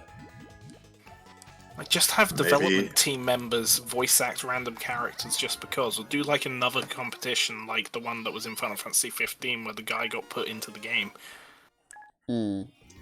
F in chat for him, by the way. Yeah. I was gonna say, maybe I don't know what to say. Whatever. My old observation, hope with Square Enix is just, I hope the gameplay is, I hope they focus on the gameplay and not just on the visuals. Like, that's general hope of any company, but Yeah. especially with Square Enix. Yeah. It's fair. Yeah, this is a Final Fantasy game based off what I can remember from the trailer. It looks maybe like it's taking some influence from current Western fantasy media, so Game of Thrones. Yeah, and I know I know my friend. Speaking of Game of Thrones, there's something I want to mention in a second. But go on. No, I was just gonna say, my friend Dom also seems to think that it looks like some kind it looks like the story's gonna be related to 14 in some way. I can't confirm or deny that, but that's apparently the vibe he's getting at the moment. So take that for what you will. I think they share some writers, so there's a possibility. Yeah, I don't know anything about the 14's world, so I can't Okay. comment on that either way. Okay, two things. Basically, Sylph said that I don't think I can even fit the PS5 vertically or horizontally where he has his consoles unless he gets rid of all of them.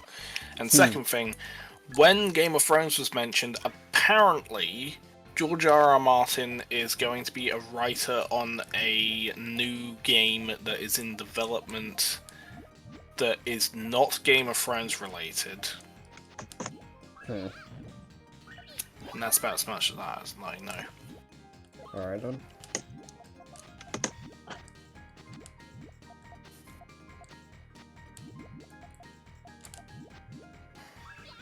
Anyway, Yeah. anything else anyone got to say about FF16? Not particularly. Hopefully it's good, and hopefully it doesn't take it forever to come out, because Square are really bad about stuff like that. Yeah, I look forward to the game coming out in 2022, and then not playing it until 2027. Yeah, basically. You know, after the nuclear war that Call of Duty's predicted 7 times. What was I gonna say? I keep on for. Gosh darn it! What was I going to say? Confound Oh this yes, cult. they're. I Leads hope me they. to forget. Yeah. I hope they.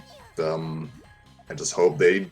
I hope it's good. I hope they can not reconcile, but take the lessons they've learned from 15's gameplay and apply it to their continued action RPG styles. So. Yeah. If they're going with that, then I wish them the best of luck. Same. Yep. I'm similar boat, yeah. I don't really have much else to add to that. So yeah, hope it's good and hope it's moving on to Spider-Man 2. Yeah, Spider-Man 2. The first Spider-Man game for PS4 was great. No, we're talking about the actual Spider-Man 2 for the PS1. Sorry, the confusion. What the hell? No, Spider-Man Miles Morales, I think it's called. But It looks, yeah, it's Spider-Man 2. it looks cool. Excited to play as Miles. the first one was great, so hopefully this one is too. Interested in seeing like what kind of stuff they get you to do in this one. But other than that, more Spider-Man stuff, and the first one was just really fun to mess around in, so I'm down. Neat. Yeah, I didn't. My brother played Spider-Man PS4. Miles Morales is looking. The game is looking interesting, and I'm happy that Insomniac seems to be taking the assets from the first game and kind of repurposing them. Yeah, it's smart development. Saves on development time. Yeah, smart development, really. Consolidated development. Yeah. Because if it ain't broke, don't fix it. Like, I do find it really silly when people complain about, reusing assets and stuff like that, but it's like, it's the smart thing to do. It's different when you're talking, oh wow, they used the original Spyro assets from the PS1 games in the Spyro games on the PS2. It's like, that's different. These are incredibly high quality 4K assets that are being taken from a 4K game and being put in a 4K game. It's not like a 32-bit game getting put in game's assets getting put into a what resolution was the PlayStation in? Like 620p or something like that? I don't. The PS1. No, the PS2. PS2. Because it was resolution rather than bits. Because that was the technological leap. Weren't all consoles at that point like all like 480 or something? Something like that, but it was good for the time. Yeah, yeah. I'd still play Worms 3. Yeah. But yeah, that's my argument. Oh yeah, bitching about assets recycling. Yeah. Like if it's a console jump and it's like, I don't know, PS2 to PS3, then fair enough. But like, I mean, this is a console jump, but you're not gonna fucking notice.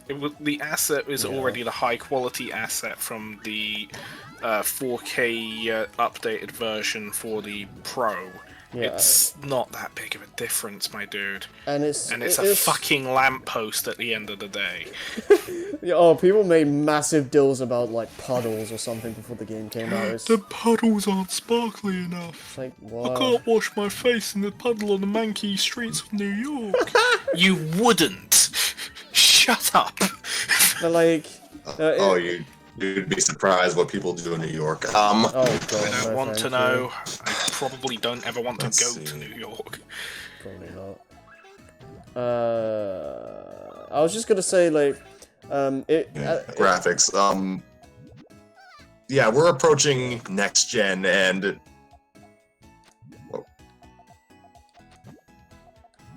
yes. Go on, Harry. Oh, you want me to... Okay. No, I was gonna say, it really just, it's in their best interest to, if anything, just update the visuals. Like, they don't need to, like, start from scratch, like, I guess some people would, tell them to do. Just, just update it a bit, so it's like, oh yeah, PS5. Upscale. Yeah, just upscale it a little bit, like, make some changes, but you don't need to go, like, make it from scratch or anything. I feel like that's just silly. At the end of the day, it's a fucking lamppost. You're not going to notice it when you're in a fucking skyscraper swinging around. Yeah.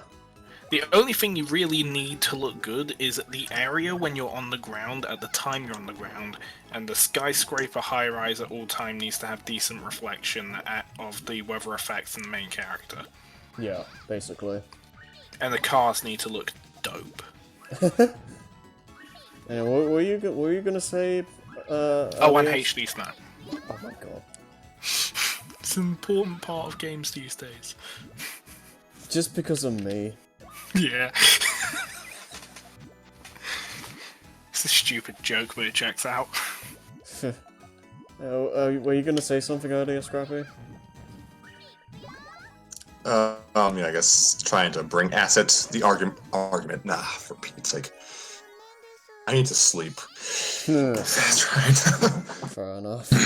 I've already Trying to passed out bring the once today. topic of acid reuse. Trying to bring the topic of acid reuse, I guess, full circle to Halo Infinite.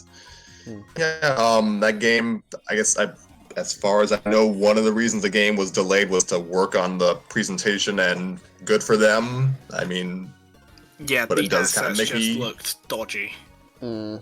Yeah, I know. I don't mean, know I why they thought it didn't looked- just base the design off of the Halo 3 brutes rather than the Halo Reach brutes, which looked stupid.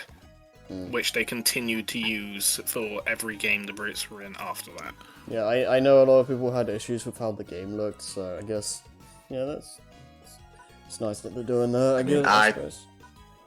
I didn't really care one way or the other. I thought Me it looked neither. fine. I thought it looked fine too, but if they want to, It was shit you would never notice in gameplay because Halo's the sort of thing where you grab a rocket launcher, charge in, and blow everything up, and by the time you actually look, everything's dead and you've completed the objective. My main concern is just is the game itself designed well? Is it is Looks it like it. yeah? Is it fun to play? Is the multiplayer like good? Like that's the main Looks stuff like it, no clue. Yeah, that's the main stuff I care about with a Halo game. Visually, like, I mean, the games look fine. It looked a bit cartoony, I'm not gonna lie. Fair enough. Like, And also, it was an early demo build. The game was not ready, and they never claimed it was ready.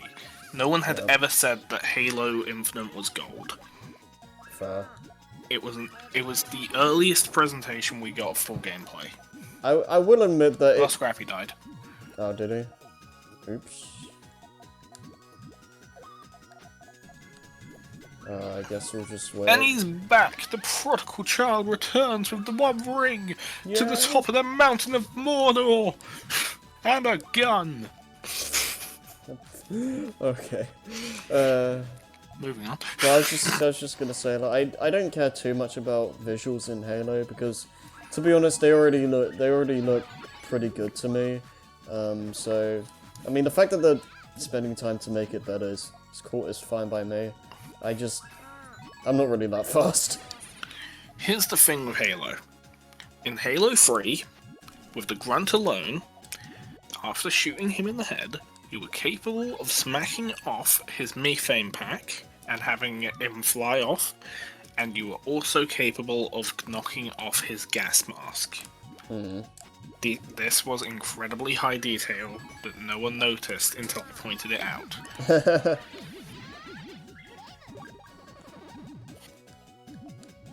So that's the kind of detail I'm looking for, scaled up to modern day standards in Halo Infinite. Fair enough. I can see. Yeah, I can see that. If I smack a Wraith with my bare hands, I'm not expecting any damage. If I do it 10 more times, I'm expecting to take a chunk out of it. I am a Spartan, I'm a super soldier, I'm wearing a magic power armor, which gives me the strength of 100 armies. Yeah. If I put my fist through a Wraith, I want to see my fist go in and out of the Wraith and have lasting damage left there. Fair. Yeah. I want to see... I want to see perpetual corpses. I want to see perpetual bullet holes. Right. I want to see a Grunt's gas mask and methane pack get knocked off and have him fly off in a rainbow cloud of green and light whites into the sky and then explode. Because that's fucking funny.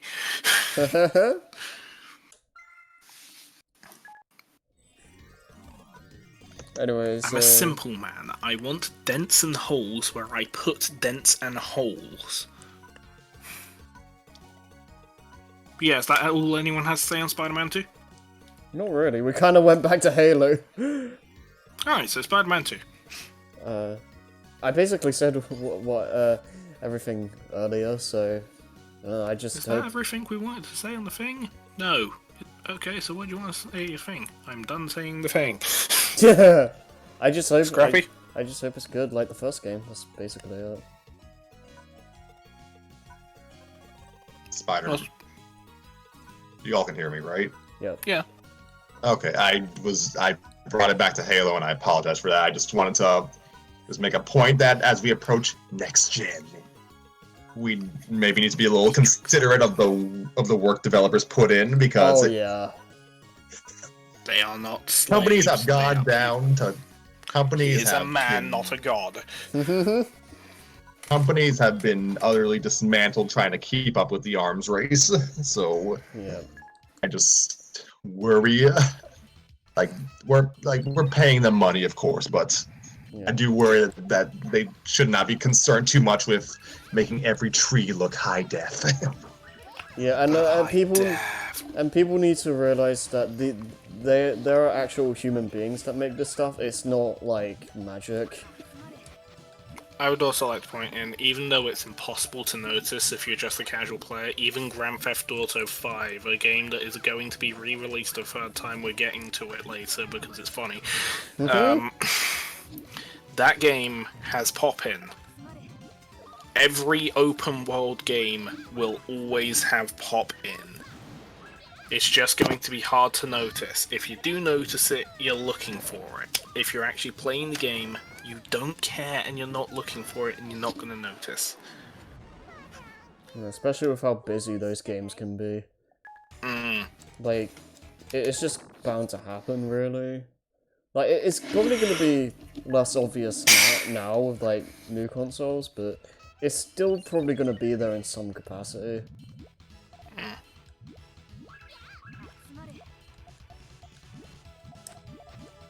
So, Yeah. is that all we got to say on Spider-Man now? Basically. Scrappy?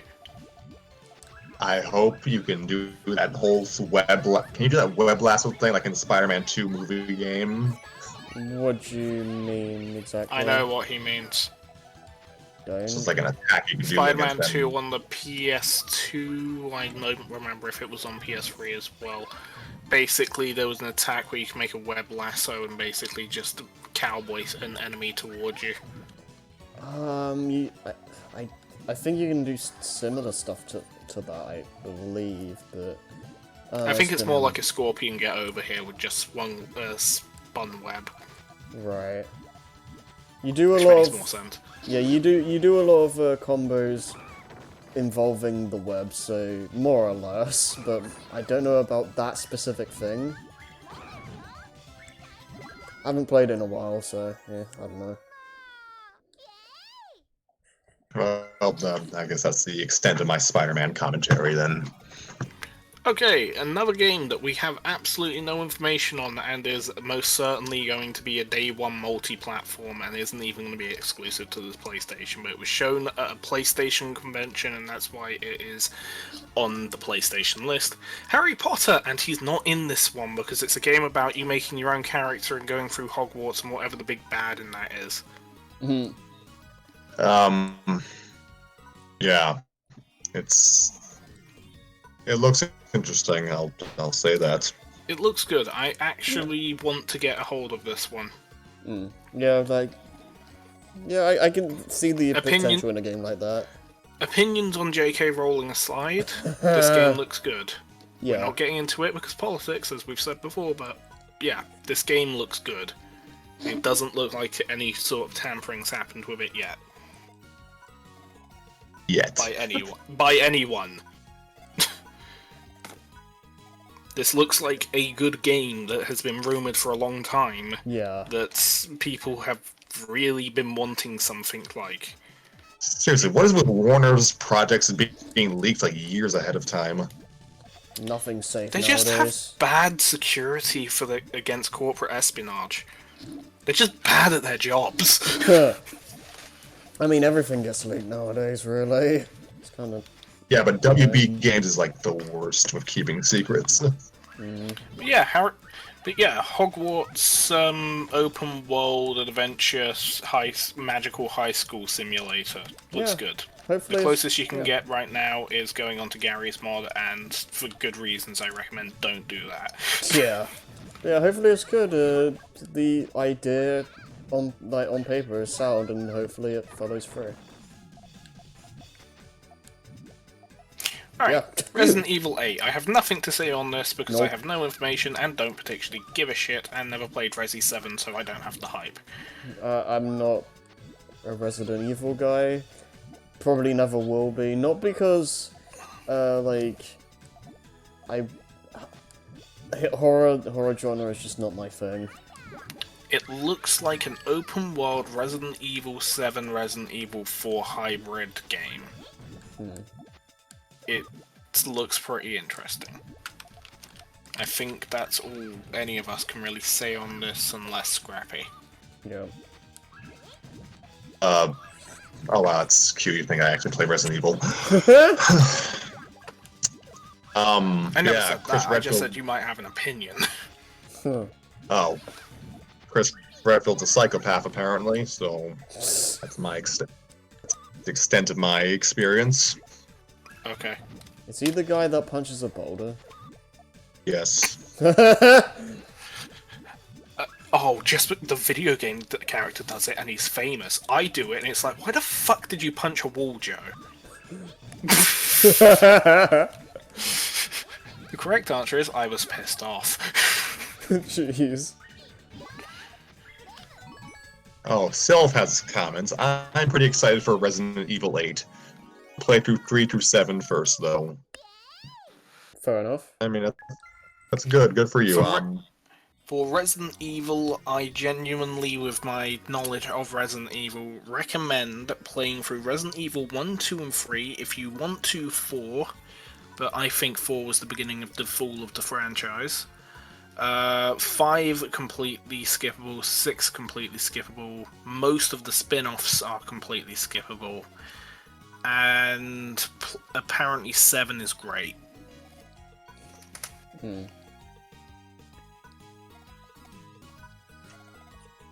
What do you consider a spin-off, Joey?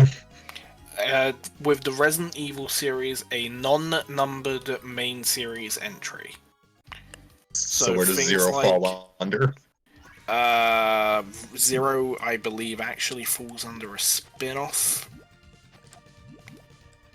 Because I don't think it's a prequel to 1.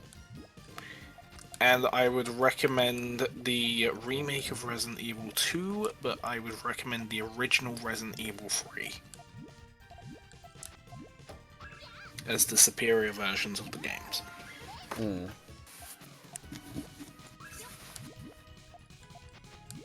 For more information, I wake up my brother with a bitch slap. Nice. Okay. Okay, Deathloop. Oh yeah, that. I'm hype. Yeah, that game does look pretty interesting. I like the idea of it. I didn't like thinking back on it. It kind of gives me ReZero vibes, which is kind of funny. Yeah.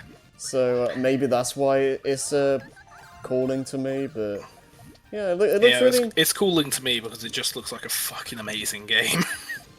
Yeah, it looks like the idea of it seems really cool. Yeah, I might play it. Here is the plot. You need to optimize a run to murder a bunch of cultists on a private island.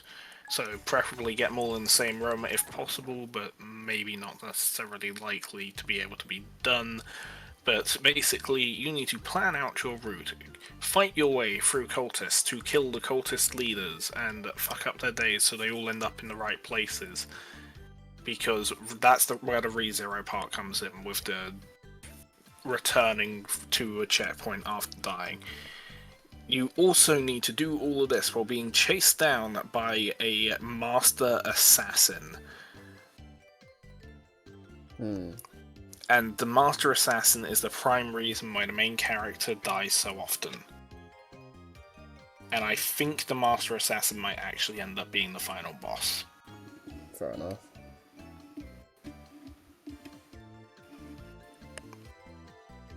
And also cool weapons. So, The game looks fucking lit. I ain't gonna lie, like... yeah. Oh, also it's a Bethesda game.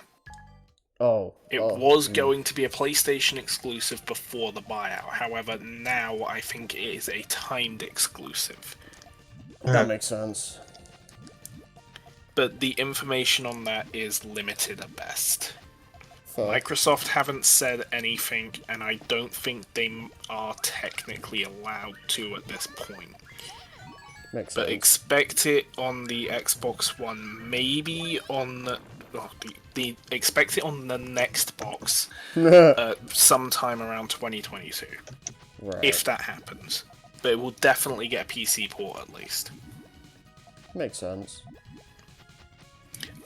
Oddworld Soulstorm. I think it's just a flat-out new Oddworld game. Yeah. Yes. It's not a sequel, it's not a prequel, it's not a remake. But actually, no, I think it is a sequel. Yeah. Yes, it should be a sequel to the other Odysseys. According Yeah, to my Oddworld. Wait, what? What were you saying, Harry? No, I was gonna say according to Cad Icarus, like apparently this has been in the works for a long time, and he's like seen it well in advance, but was under NDA to like not talk about it. So yeah, hopefully this one's good. I haven't played Oddworld before, but the series is back, so that's cool. I have played Oddworld before. I am not good at Oddworld, and that does not make the game unenjoyable. It is a stealth puzzle game. A stealth puzzle platformer. Yeah. So I feel so bad at like the amount of times I've just been like, never played this.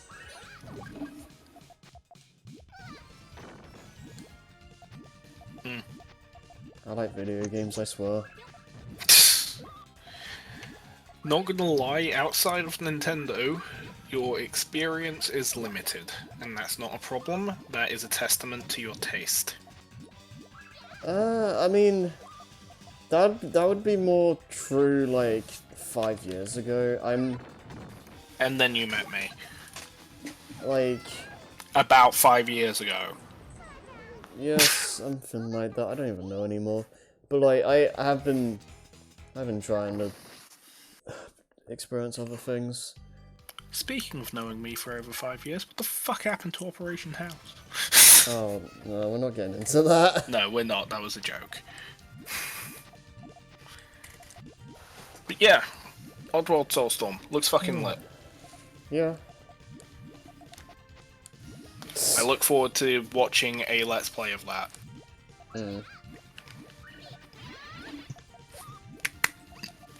Anyway, next on the list, and less scrappy.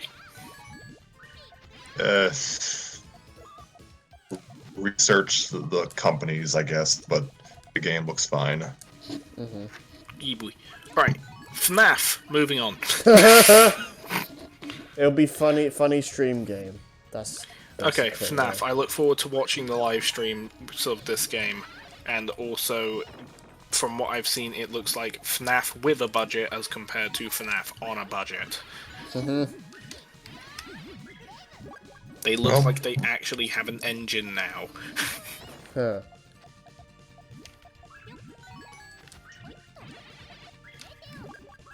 So, I just- what's... I'm just gonna say, I love the fact that the creator keeps on saying like, oh, this is gonna be the last one. LOL.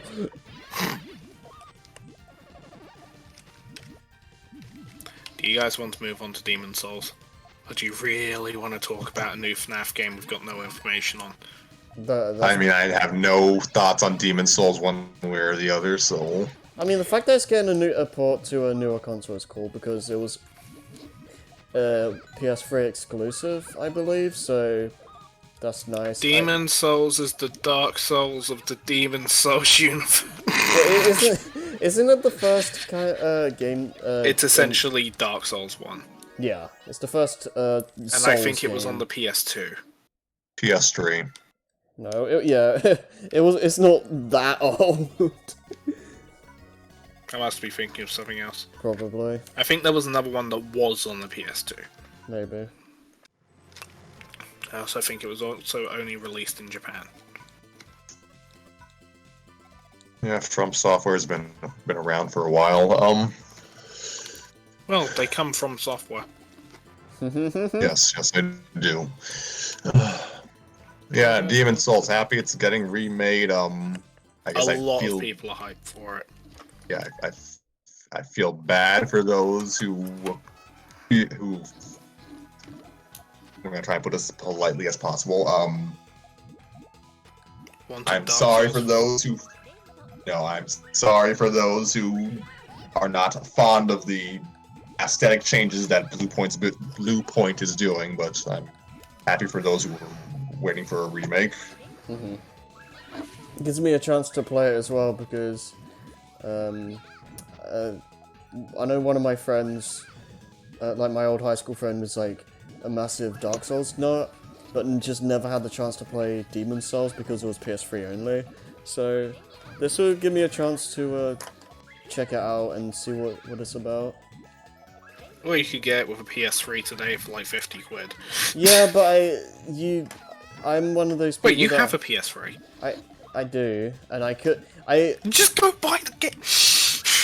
if you would let me finish though, like it's one of those things where I could just get it on the PS3, but there's a remake or remaster, whatever the hell it's gonna be, coming out, so it's just in a better interest to get that one. Like, True.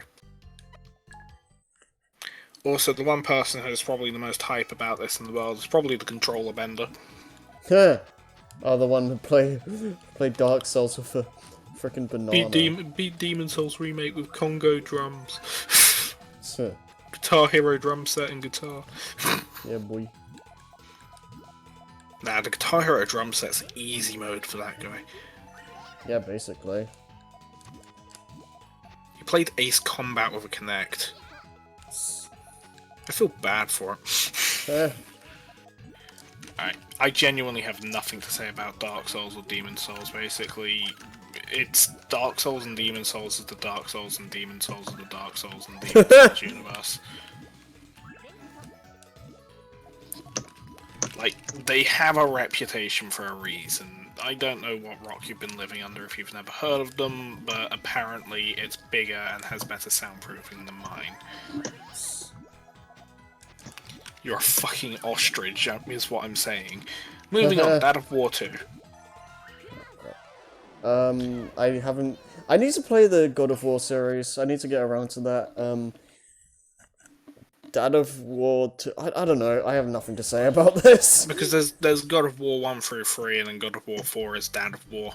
Yeah, and then there's like the PSP one and like a prequel one and like the One with sprinkles.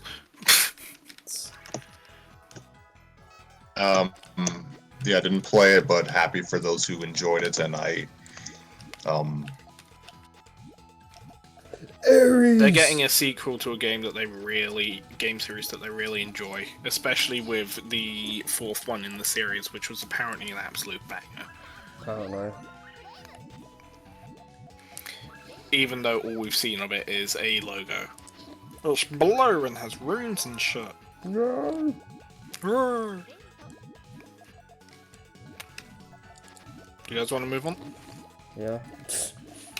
Ratchet and Clank Rift Apart. oh well, I've been. Looks It's beautiful. a visual. It's visually impressive. And yeah, happy that the series still has a pulse. I thought Spider-Man would keep Insomniac busy for a very long time. We've seen the first level and the introduction of the plot. Basically, my thoughts on it are... wait. Ratchet and Clank games are usually established by the third level. Yeah, that's fair. The first level is a big... this is the world we're on, and, well, it used to be... like, in the first game it was... oh shit, there has been a crash landing, go investigate, and then you get roped into an adventure you don't particularly want to be on. The second game is you get roped onto an adventure you don't want to be on. Actually, you get roped into an adventure you do want to be on, that's the difference. And the third game is, oh shit, the homeworld's under attack, quick, By the evil use a forces of freaking... Ganon. yeah, essentially, use a space drive made out of random crap found lying around, and yeet yourself a galaxy away in half a second, Nice. and then completely forget it ever existed. Not the gravimetric warp drive. Not And then in the elementals. future trilogy, it's basically the planet's under attack. Quick, get the Galactic Rangers, except Captain Quark. So then the plot ropes you into it again, and that lasts for 3 games, and then there's what's happening now. Hmm. Where essentially Dr. Nefarious is back, got a hold of the MacGuffin from the future series, and has started a interdimensional conquest campaign. Wait, doesn't this sound like Crash 4? Yeah, I mean, the idea of like dimensional travel is and all that is both games share that, so I mean it's kind of interesting how that goes. I think that's just the plot hook right now. Yeah, definitely seems like it. People, the concept of the multiverse escaped comic books. Everyone wanted to use it. And I guess it's also like, oh, this will be like a good way to show our new power of the next gen system and all that. And I will say, Ratchet and Clank's always been amazing at that, ever Yeah. since the PS2. yeah, I will say this much: if there was one game that specifically showed me, oh, this is like PS5 like new tech kind of thing, it would be Rift Apart, because the gameplay we saw looked absolutely gorgeous. It looks good. Looks Yeah. lit, fam. Yeah, basically. I'm hyped for it. I Yeah, can't and- wait to steal my brother's PlayStation. See, it's Again. supposed to be. What was the last like canonical game before like the? The last Into the canonical Next. game. It's Into the Nexus, which was released in 2013. Oh wow, yeah, it's been a while then. I mean, Why does that game exist? It's like 5 fucking minutes long. so Quest for Booty then. No, it's slightly longer than Quest for Booty. But like short Ratchet and Clank games that no one cares about seem to have been like the thing at the time. I think there was like a sub-dev team, and they just didn't give a Impact shit. Games. It was like High Impact Games or something. The same guys that made. No, they made the PSP games. Insomniac Okay. handled everything on consoles. Okay. That game wasn't that bad. Because I was gonna say, like High Impact Games, the amazing company that also made Jack and Daxter: The Lost Frontier. That game wasn't that bad. Shit, Jack and Daxter game, don't get me wrong, but it wasn't that bad as a game. It's like how Halo 5's a half-decent sci-fi shooter if it's not Halo. Yeah, I haven't played. I've seen a playthrough of Lost Frontier, but I haven't played it. That might be a funny game to stream one day. You could clock it in a day. Take your word for it. Final boss is bullshit, but you can clock it in a day. Yeah, I see. I remember seeing like one of the bosses was complete bollocks because it's like, it's like stupid fast for no reason. And it brings back in the Dark Eco plotline because reasons. Anyway, Yeah. Moving so on. we're done with Rift Apart. Alright, moving on. Grand Theft Auto 5 free. It's Exists. They're making another one. I wanted to talk about this for at least a minute. Because, oh my god, fucking why just make a new game? No, we know why. It's because shark cards make a lot of money. yeah, basically. And they can push the engine with the new hardware. So now you can see all of Michael's nose hairs and every single pube on fucking Trevor's scrotum in that one scene. Zoom in on that ass crack. Mhm. Fucking bruh.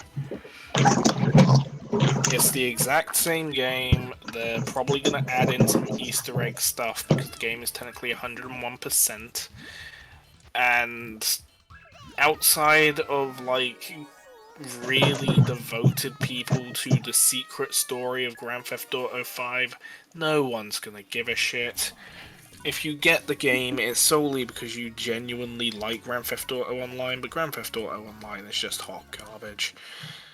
You join a fucking game, like, if you have no friends and you want to play the online for all the heists, you basically join in an online game, walk outside your house, and get murdered by a flying jet motorcycle with missiles and machine guns because someone stole the mummy's credit card.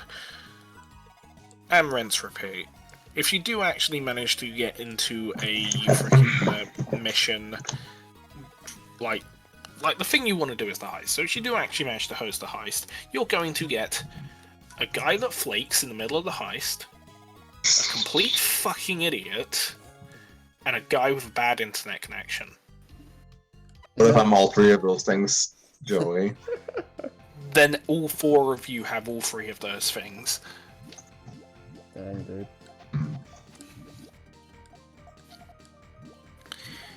You need friends, and they need to be patient, and they need to be half decent at the game, and you need to have a plan. It's like Halo Legendary, quite frankly, except it's every single mission, and it's a case of, okay, to get from this checkpoint to the next checkpoint, we have all of these enemies. These enemies have these weapons in the area. These weapons are available. The optimal method of passing this area is moving like this. If anyone dies, we have to start at the last checkpoint because we put on the Iron Skull, because fun is a crime.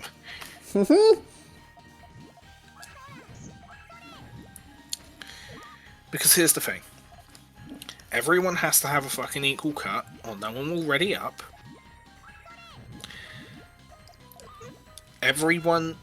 No one will even join the game if it's not on hard mode, which basically means no respawns. And if one person dies, you have to start the heist at the last checkpoint.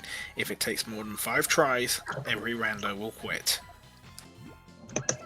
If one person quits the game, you get teleported to a random location near where you were in the heist in the open world on the online, and you get gunned down by an asshole on a flying motorcycle jet bike with missiles and machine guns. Oh god. This is the part where you unplug your console, throw it out the window with a rope strapped to your neck attached to the console, and have it pull you out of the window as well. That is the GTA 5 experience, as I understand. There is a second experience, but it's expensive, and I don't have my mum's credit card. And even if I did, my mum has no money, so stealing her credit card is pointless. Dang, that sucks. Yeah, it does. Not that I am the kind of guy to steal my mum's credit card. My brother did once, but that's not the point. Yeah. Yeah, my brother stole my mum's credit card to pay for mobile games premium currency. Wow. I know, right? What the hell? He was like 20 as well. Why are you divulging all of this? Because it's funny. Anyway. Moving on from Grand Theft Auto 5 and my brother. I was gonna say. Don't worry, he'll come back into the conversation eventually. He always does. Gran Turismo 7. It's like Forza Motorsports 8, except it's Gran Turismo. Gran Turismo is typically regarded as like the racing simulation. You can learn to drive in Gran Turismo if you have the right peripherals. Like if you pay for a steering controller, a pedal set, and a gear attachment, a gearbox thing, you can actually learn to drive in a virtual simulation by driving a Bugatti Veyron. Oh, nice. Or, you know, something more realistic, like a Golf. Because I can't, like... There is something in the back of my head that's telling me there is a flat-out mode in one of them where you actually could just select it and it was an actual driving test. I think it was the American driving test, but it's still a driving test. Yeah. Or it could have been the Japanese one, I'm not sure. Either way, it tells you about MSM, which is Mirror Signal Maneuver. Oh, not MSN Messenger. Something completely... It's MSM, not MSN. MSM, okay. And now I'm just talking about the fundamentals and basics of safe driving. Which I don't need to go into, but basically... MSM, mirror positioning, doesn't talk about seat positioning because it's a video game and there is no way that could be done, but that's actually something you really need to be careful about.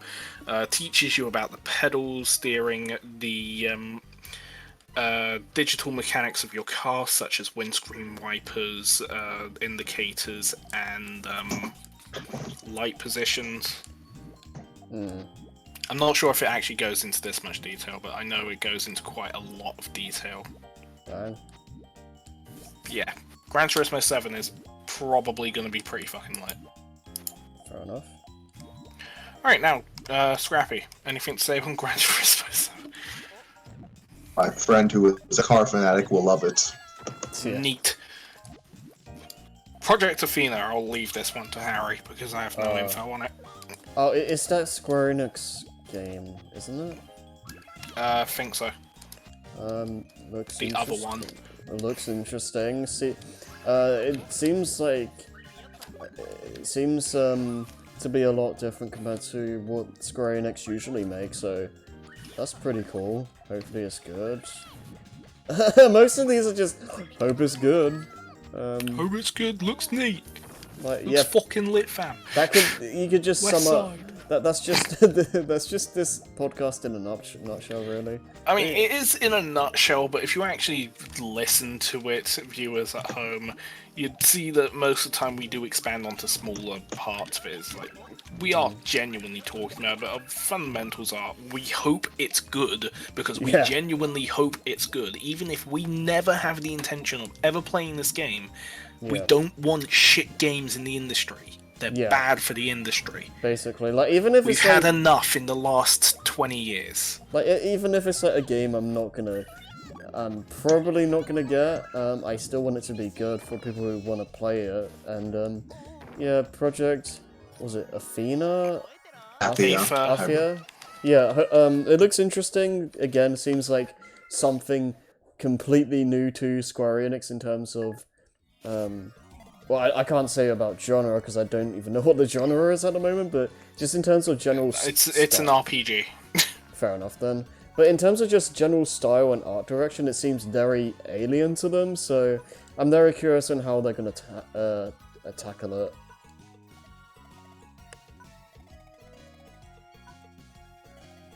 Yeah. It's Tetris Effect. You know what you're getting into. It's like, we can talk about Tetris for so long, but trying to keep everything to a certain in the script, like, undescribed length, but we hope it's good, even if it's just Tetris Effect and I never have any intention of buying it as this Tetris Effect. I might actually get it. If it's on Game Pass, I'm definitely going to play through it. Yeah. But, like, that's the point we're making. Essentially. How many more games do we have left to talk about? A lot. Oh my god. Is this Stray, it's the cat game. Oh yeah! I remember seeing that. It's like, oh wait, like robots are taking over, and then you see. I hope it's good. Yeah, and then like you see like this cat running around, and then I remembered like the chat and myself were just like, you know, wouldn't it be funny if the main character is the cat and you actually control the cat? And then that's actually what it turned out to be. I'm like, and then I'm just like, this is like day one, but I must get this.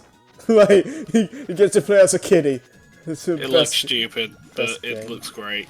Like I don't care how good the game actually is in this case because I get to play as a cat. I think Best part game. of the game is actually just pissing off people while being a stray cat, so that they like drop their food at you or something. Oh my god. Because I think it's like a survival game. I think. If I can, speaking of cats and pets in general, if I can like go on a quick tangent, the Cats are the best. that and also there's what was it Mario Kart Home Live Circuit, whatever the hell the thing's called. That garbage. Like there's like amazing videos where people just play around and then like their cats and dogs don't know what the hell is going on and are like terrified of the thing. It's amazing. Like it's one of those things where it's immensely more entertaining when you have pets around because they're just hilarious. Yes. Scrappy, Stray Cat Simulator. It's a game that was meant for Harry. Do you hope it's good? I hope every game is good, Joey. Damn Yeah, straight.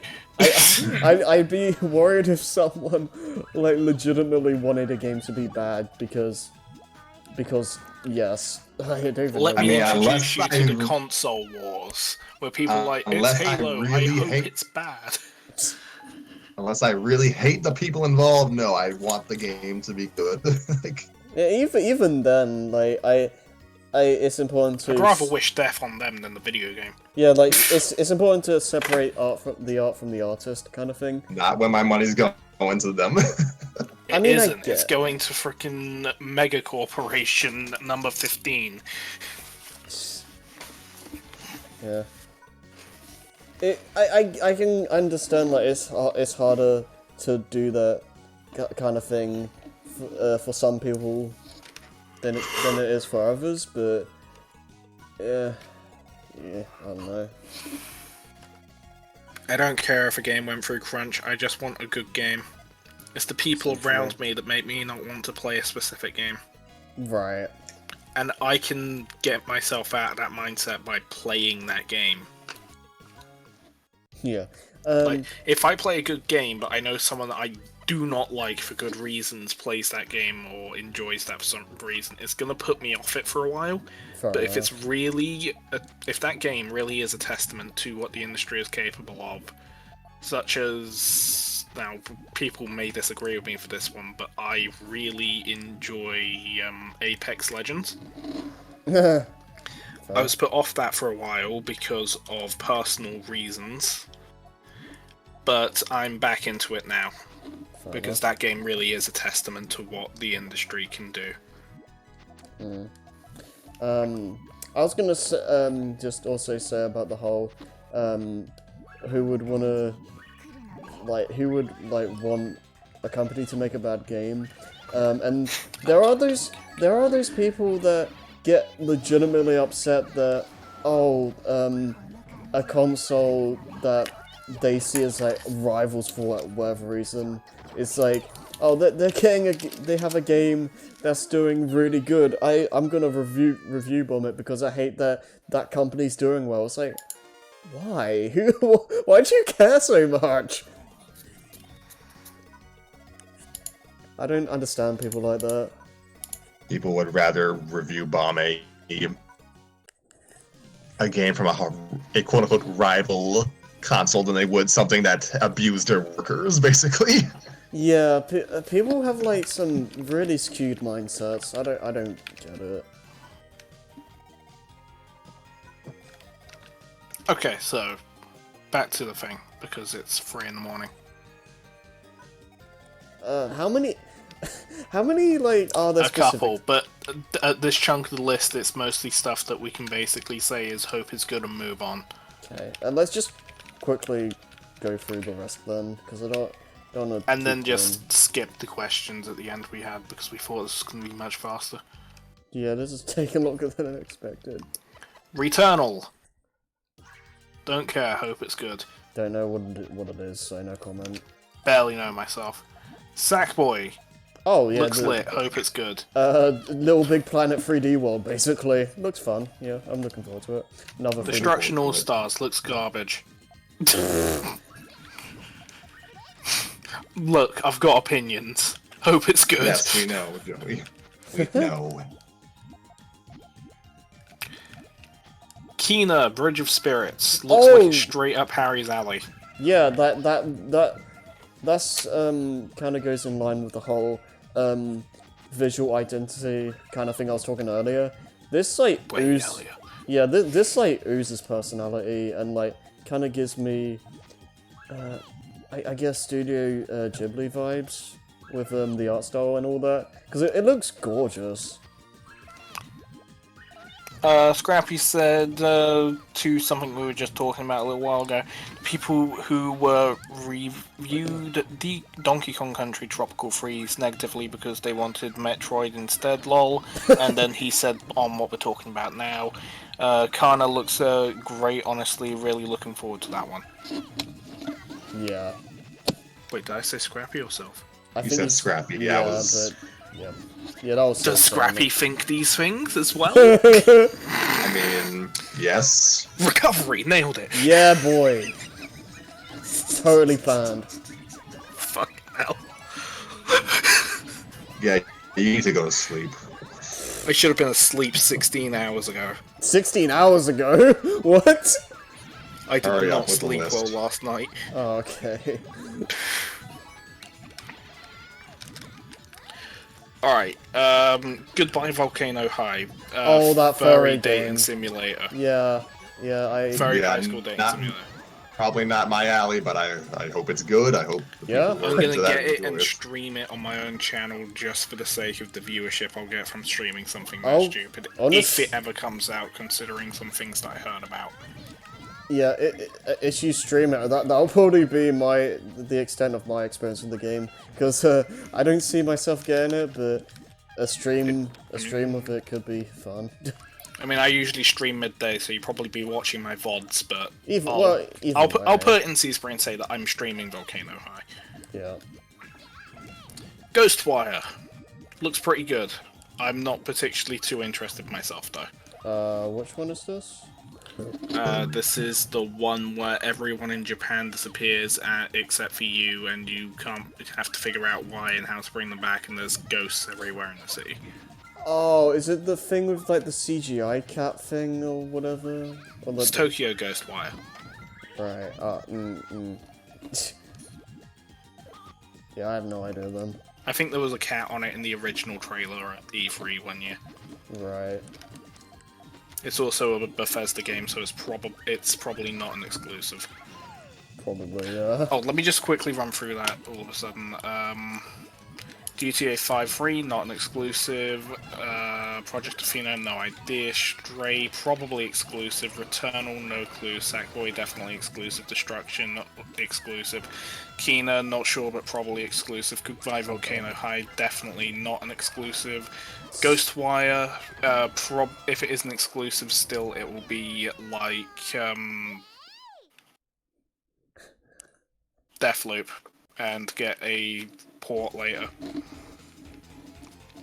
Alright, moving on. Jetty or Jetta, the Far Shore, no information, just cinematic bullshit.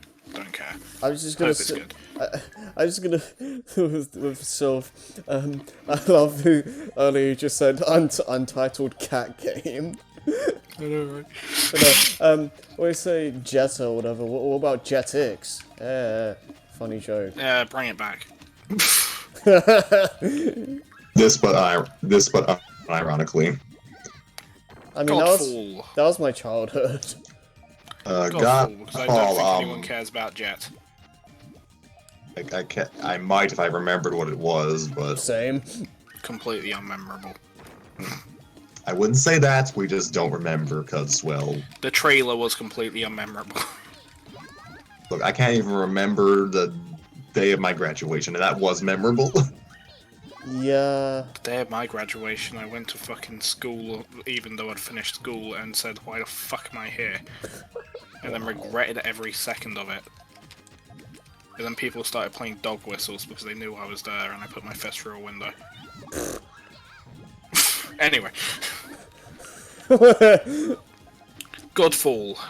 Don't remember it at all. Hope it's good. Anyone else? It's visually interesting and Godfall. I remember the name. I don't remember what the game is. I was gonna say it looks like some Yu-Gi-Oh cards come to life in CGI. So Neat. Solar Ash. Solar Ash. Is that the astronaut game? Is it the you get to play? This was on the first presentation, so I don't even remember anymore. No, it's Only the highest standards of professionalism on this show. Yeah, Look, right. we're tired. It's 3 AM. I haven't slept in hours. I passed out earlier today and slept for like an hour then. And yet I you want decided bed. to do this anyways, despite me giving you an easy excuse of my illness. Professionalism. You never show up late for work without good reason. Yeah, right. Sylph asks, that's the Hyper Light Drifter developer game, right? I guessing have that's no what- clue. I'm completely lost. We're I think tired. he's We're asking- trying to blitz it at this point. I It's think he's not- asking about Solar Ash, but Oh. It's not, for me, it's not even about being tired, it's just the fact that these presentations, I just remember jack all about them. alright we're, then, we we're currently skip. talking Sorry, about the less interesting ones, so... sorry, Solar Ash, but I don't Joey want to needs call to them sleep. less interesting, but it's the less notable out of the massive wall of games. Okay, Solar Ash, I hope it's good. So, Rash, I hope it's good. Sounds Yeah. cool. Hitman 3, it's not a Sony exclusive, but it does look like it's a Hitman game. That's all we need to say. It's going to be the end of the new trilogy that they did, that saga. Good for them. Sounds awesome. I can't wait to throw cupcakes at people until they die, Nice. because I work at the muffin factory.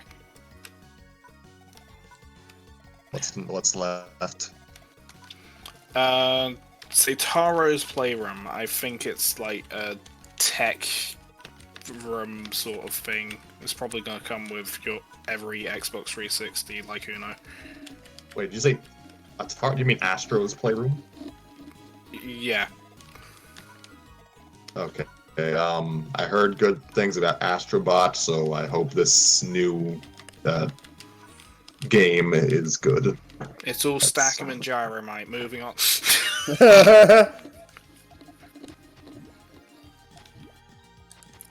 Alright. Little Devil Inside. That looks like an amazing RPG. Sounds cool. It really does. I think I think it's like the main character of this fantasy land is possessed and the thing wants out because it never necessarily wants. I think it's basically the plot of Rayman 3.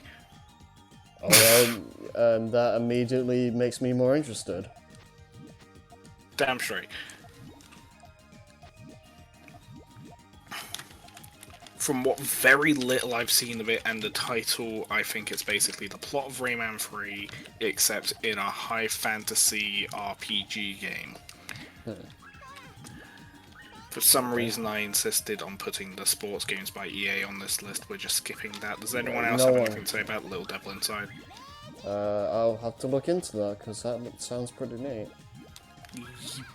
I should just sell video games for a living. I should go into gaming marketing. I could make people buy EA games, it'd be great.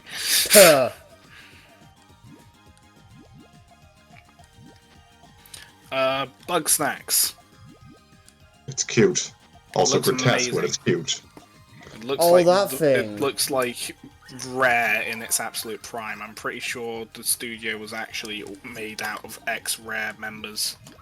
Yeah, I like that- how we're not considering Viva Pinata Prime Rare. I'm happy we've come around to that. It looks like Viva Pinata Conquer for kids. yeah, it looks interesting, but it So also actually kind of Viva looks. Pinata Banjo. It also looks kind of horrifying. It's great. Look at the adorable little strawberry. Oh no! And then just eating the poor Oh, by the thing, way, the like- village is on fire. I feel bad for the strawberry. It was alive. Like, That's a fucking shame, isn't it, mate?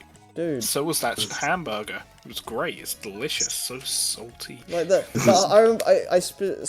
sorry for interrupting, Scrappy, but I just remember watching that trailer, and my mindset was basically, oh no, this looks pretty interesting, and then like see the strawberries alive, and then the character eats it or whatever, and like the whole time I was like, after that I wasn't even paying attention to what was happening. I was like, that poor strawberry. Vengeance!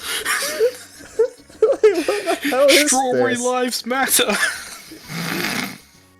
I'm gonna post on Twitter with no context after we're done and just say hashtag the strawberry did nothing wrong.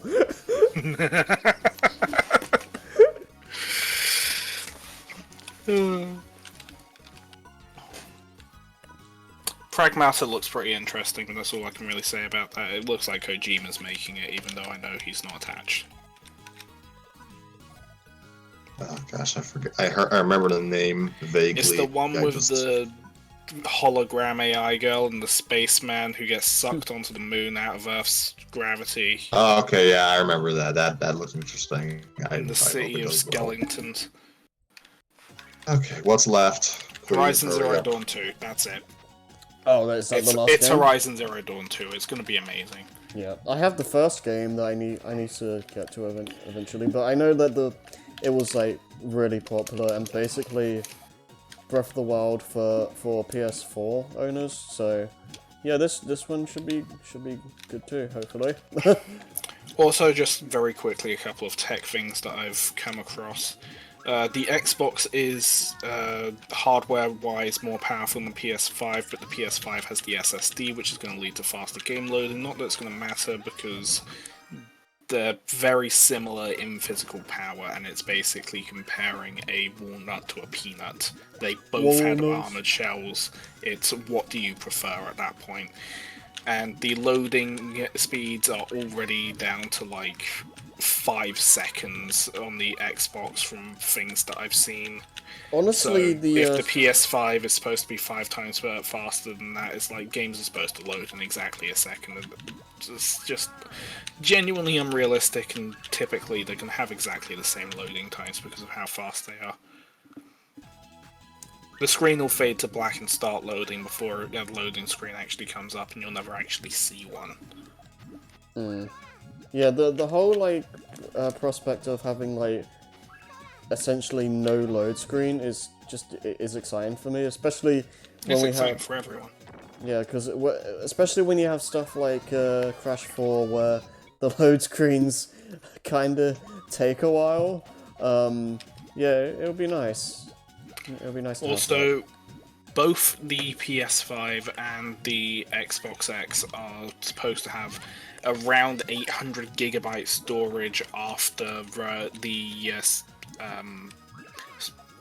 operating software is accounted for, and considering how big games already are, plus updates later on in life, it's completely insufficient. These consoles should have 2 terabytes of storage, even if it would cost an extra £50 to £100.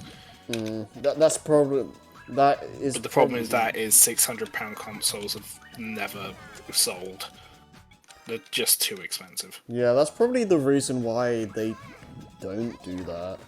Because otherwise, and I think there was a like, rumor about one of the consoles having to use proprietary external hard drives if you wanted to go that way, because then that's dodgy. I can't remember which console it was though. But yeah, that's the thing. And then we had a bunch of questions that we were going to just bounce off each other, but then we're not going to do that today because it's late and I'm dying of exhaustion and want to get a drink. Yeah, so we're gonna just finish up then. Yeah, we're just going to finish here. So, I guess, like, how do we... I guess, I like... do have one question that I want to end on, though. Okay. After all of the games that we've just gone through, what console do you want more? Right now, PS4. I can see your argument PS5. of... PS5. Oh, PS5! Oh my god. Come on, their naming convention isn't that bad. No, that's just... That was just me that's just me, saying a wrong thing. But no, PS5, interested in getting more at the moment. I can see your argument, Joey, of like most of the stuff is going to be multiplat anyway, but Most of the stuff that was shown off at the two Sony conventions, by the way, there were two of them, so the list was going to be twice the size anyway, and especially after the Bethesda buyout, the list is essential. Even though there's two events, the lists are essentially of exclusives are essentially the same size list. yeah. Because Microsoft did show only exclusives, Sony sold anything and everything they could get their hands on. Pretty much. So for a flat one, if you basically just cut the Sony list in half, the lists are about the same size. Yeah. Because half of the games are going to be multiplat anyway.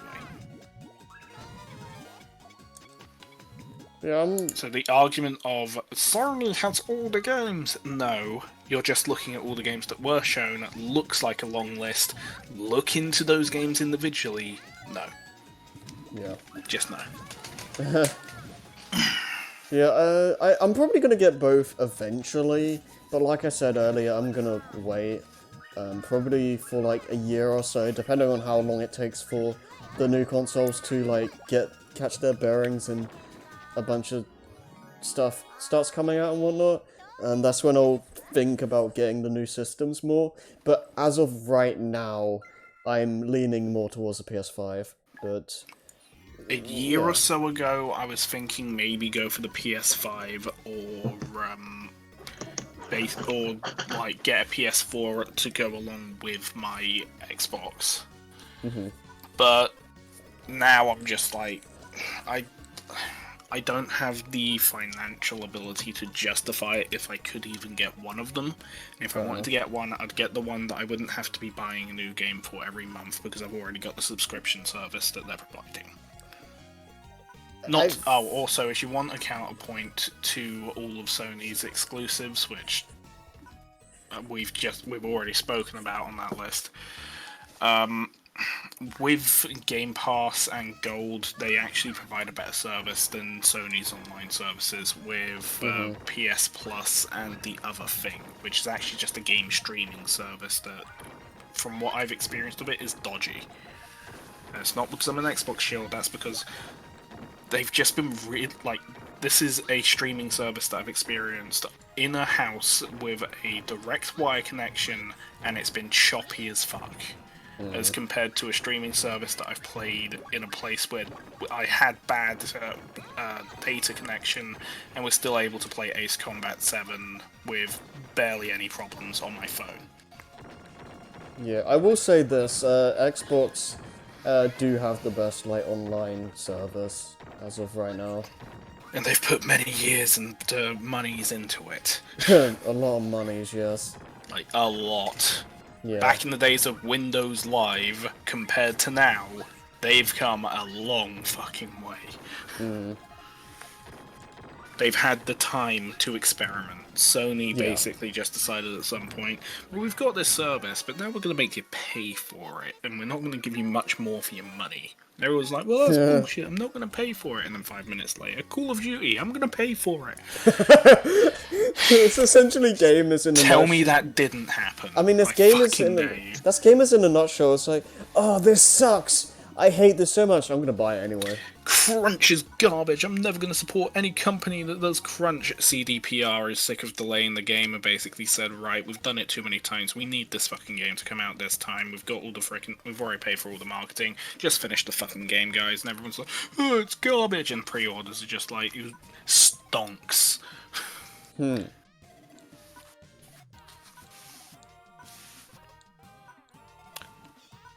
So yeah, Scrappy, final thoughts?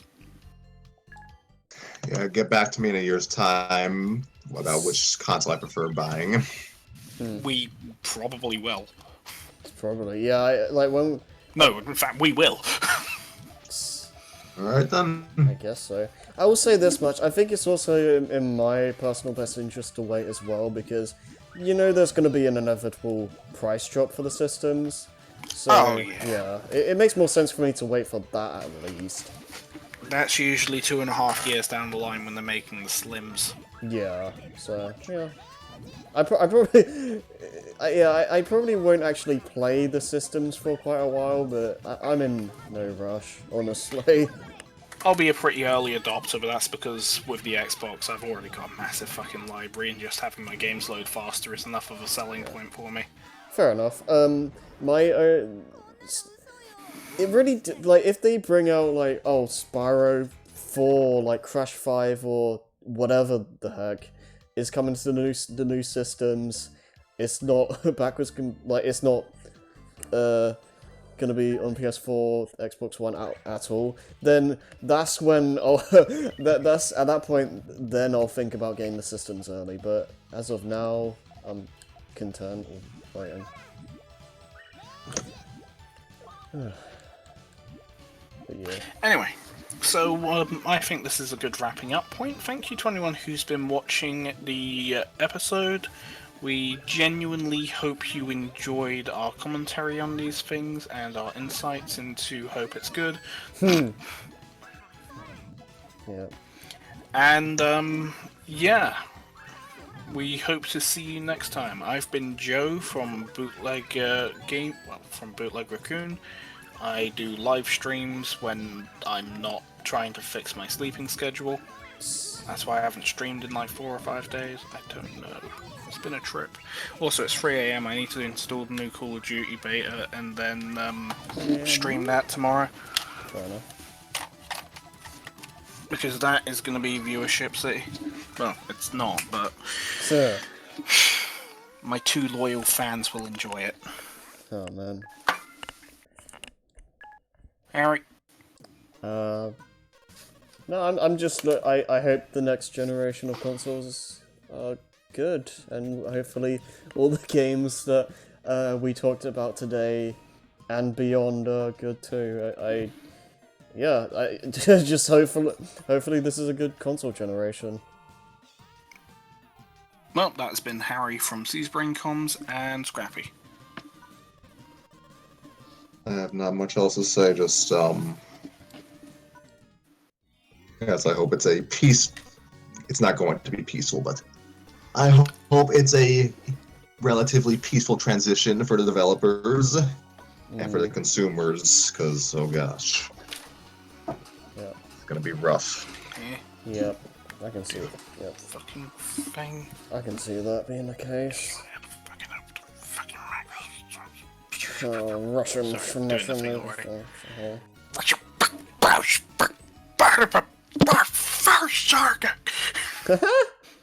My Simish is pretty good, not gonna lie. Yeah. Sorry, Scrappy, I was too Well- busy swearing in Simish. What was your, did you say your thing? Yes, I said my thing. Alright, well this has been Scrappy from Sea of Brain Comms as well. I'm never on the actual main Seaspring channel. It's a what's the word? We need an to- informed description. Yeah. Scrappy does story time with Scrappy for Sea's Brain.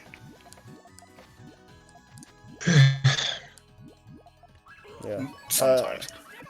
I was gonna say though, in terms of Seasbrain stuff, we need to like figure out when we're gonna do Force Unleashed now, because me and Scrappy are done with Clone Wars, so yeah, we need to figure out when we're doing that. Now I need to install this and then not play it, because if I do play it, then my plan to fix my sleeping schedule, no matter how exhausted I am, is not going to work. So, Alright, well, yeah, thank you for watching our podcast and Harry playing Puyo, which is genuinely entertaining. I glance over at it myself. It's a fucking compliment, mate, take it. We wish you, yeah. we wish you all a good night, and we wish you all a good night, and best of luck with your purchasing decisions in the near future. Yeah. I'm going to aggressively tell you you're all good fucking people and you're going to fucking like it and take it to heart. Because you like the opinions of other people, and I'm a stranger on the internet, so I'm clearly the most important thing in your life right now. You are wonderful people. I'm Thank probably you. not, though. Oh wow. So, what are we doing one next week? What's going on? We might do one next week. It might be bi-weekly. It depends on if we've got a topic and how things go with our lives. Yeah, I was gonna try say, and at like, least make them bi-weekly if we can't make them weekly. yeah, I was gonna Weekly say, isn't like, a we problem, need, though. yeah, we need like a topic for next time because this was basically all we had. Like, we don't And have after anything else. October, if I get a job, then it's a case by case of what weekends I'm working or schedule transitions. Yeah, and something. So the and podcast might be a bit erratically located. Fair enough. And like, so, I feel like at some point we're gonna discuss Crash 4, but I feel like that's not gonna be for a long time until we're like, well, You first, need to beat it. yeah, first off, I need to actually beat it, and that's not something I want to rush through. And Scrappy, You haven't streamed it for a while, if I remember correctly. yeah, I'll probably stream it again sometime next week if possible. But yeah, there's also And with the that. podcast usually going from midnight to 3 in the morning, it's hard to get other members of Seaspring into the podcast. Yeah, and also Scrappy hasn't been able to play it yet either, and he's avoiding all like spoilers and like gameplay of it. So that wouldn't work for a while because of that too. So Crash 4 probably it will happen eventually. We're rambling at this point about Yeah. ifs and ums and buts. Yeah, I mean the podcast itself is basically done at this point. If you don't care about any of this stuff, you can leave. Fuck off, you wonderful person. Basically. Or watch more Puyo, because I recommend that. Yeah, I'm basically just stalling But for I'm time. pretty much going to disappear. Thank you for watching the podcast, and we hope to see you next time. That is the official ending point of it. I'm just going until I finish the story, basically. But the actual podcast is done. Alright, well, I've set that to install. I'm probably just going to leave my Xbox running overnight, my television off. And I think I'm going to dip here and now. Fair enough. Because it's now almost 4 in the morning. Woo! Yeah, I don't know how Harry does it. The same way I do it. We have a complete disregard for the time that we're actually conscious. Which leads us to being awake all night and pissing off the people around us because they insist that we have higher standards for ourselves. If I had such high standards for myself, I wouldn't keep telling myself to do sit-ups, and I'd actually do fucking sit-ups. They're not even that hard, it's just a case of doing it, you know? Yeah, it's one of those things. I have the desire, but not the motivation. Yeah, that's one way to put it. Anyway, I'm eating myself out of this place. Yep. Adios. See it. Good night. Okay. Let's try that again. Seriously, who the heck was that Fireboy guy? Fireboy. Oh, he's a guy that comes into the streams. I don't want to say frequently, but he is a familiar name. Hey guys, you know they're adding 2 more letters to the LGBT thing? Like, Okay, okay, friend, that's not really relevant to this conversation at all. yeah, I don't know where that came from specifically, but he's usually, like, an alright guy to have in the chat. Yeah, you may want to keep an eye on that one.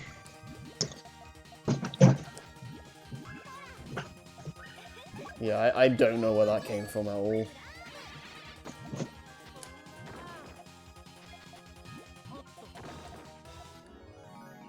Okay, is that the last stage, or is there another one?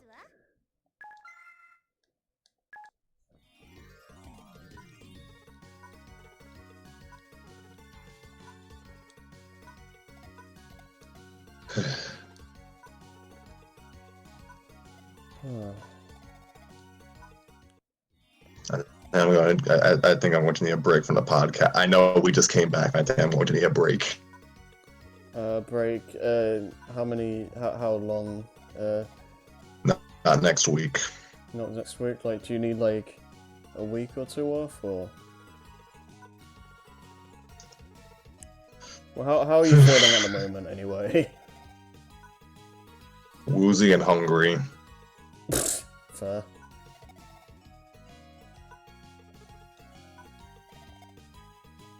Also, can we not have DMs about story time past midnight in my time zone? It's not the most pleasant of subject matter to deal with when I'm mostly winding down for the night. Oh yeah, yeah, that's fair. I basically just did that because it was like something I literally just thought of at like the last minute, and I kind of just figured that before I forget about it, I may as well just like make this a point now, because I know for a fact if I wake up the next day, it's just gonna leave my memory completely. So I need to get it out in the forefront. It was a 2-hour conversation, Harry. I listened to Rachel Maddow around that time at night. That's a 2-hour delay you put me on. I'm sorry about that. I legitimately didn't expect it to go on for as long as it did. As long as an episode of Till We Make Our Ascent, basically. Yeah, I just wouldn't. My mindset was just like this is just how I feel about all these things, and what me and Nova would prefer moving forward. I didn't expect it to go on for that much, but I don't know. We're bringing Nova into it, then Tanner should have his chance to say his piece as well. I was thinking that. I was thinking about bringing Tanner into the little DM chat as well, just to see what he thinks. I didn't really consider it at the time because mainly due to the fact that it was already kind of becoming like a really long discussion as it is, and I didn't really need to have the potential to get longer than that. It'd probably be a good idea to do that now. Or, I don't know about this, second, but yeah, it'd probably be a good idea to do that. I mean, can you add him into the chat? I don't know if, that's something only I can do.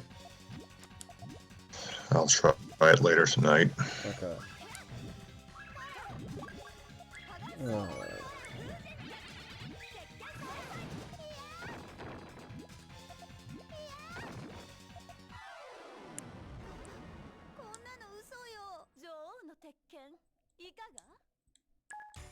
I suppose it's fine to have a break from the podcast as well, just to give us time to think of new topics, because this was our last topic on the bucket list.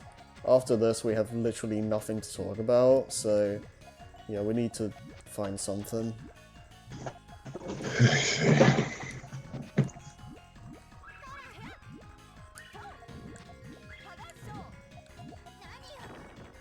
With how dead you seem, I'm assuming we aren't watching stuff tonight. I think it's a little too late for that. I'm not too worried about the time. It's more so the fact that you're sick, and how I don't know. You seem kind of out of it to do it, unless I'm wrong. What do you want to do? What I need to do is pull out the frozen pizza that has to be put in the fridge because my family didn't have room in the freezer, so that pizza's probably gone bad. Oof. But you know what? I hate myself, so I'm going to put it in the oven anyways. pick off the olives because I don't like olives, and they got the supreme pizza. Mm. This is what I do on Saturdays.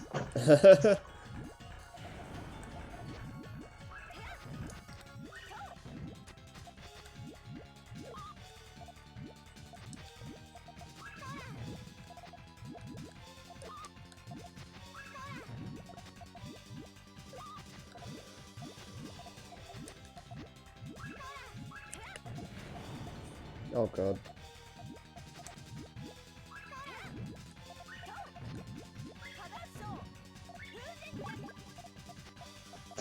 Oh, I'm dead. This is rough.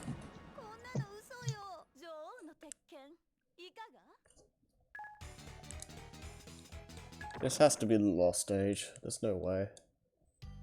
Famous last words.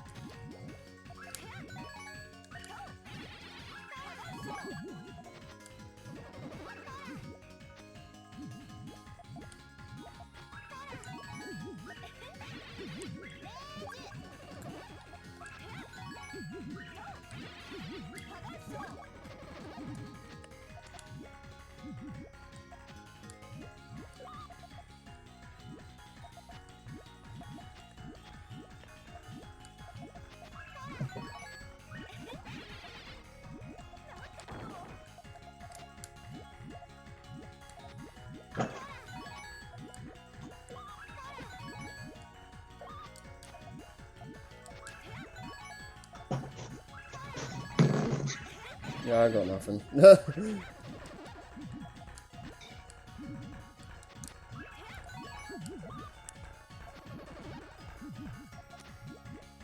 Got locked out of my house yesterday. Or did I already tell you that? I think I remember you saying that. Yeah, I may have caught something. Mm.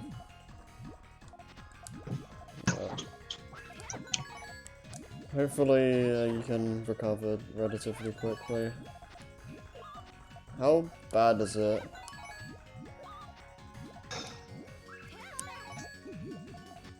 It's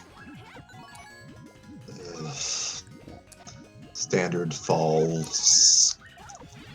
Standard fall. That's not. I don't think it's the flu, but a standard fall. Whatever it is. Standard autumn flu. Hmm. Fair enough.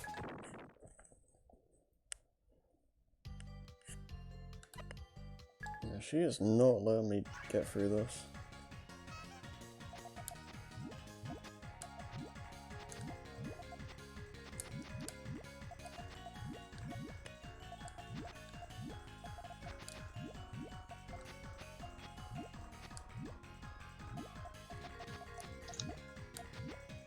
I'm sorry to hear that, Sylph. Oh, wait, what?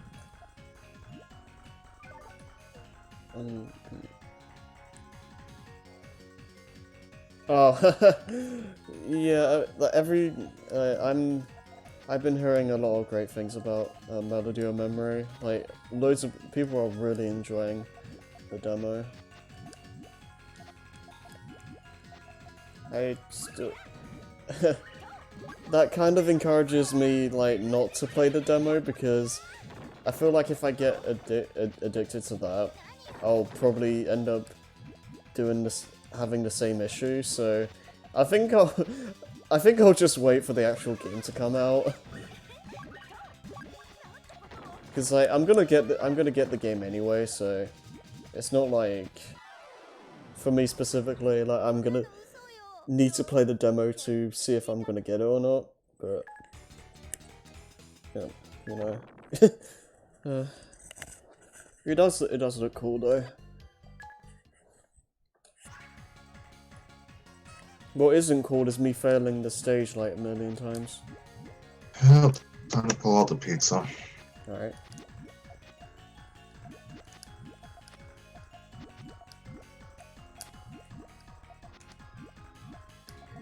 What I've been more interested in, well, not more interested, I've always been interested per se, but I've started to get more interested in doing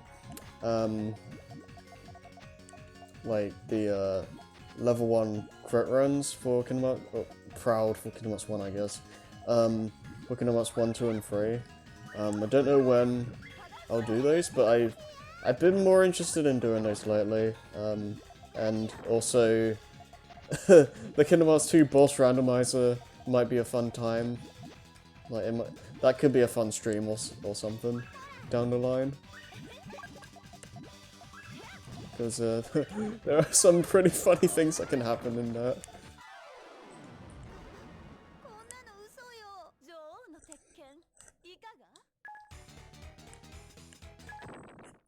And like, hope that you get an ability and it's just auto limit or whatever.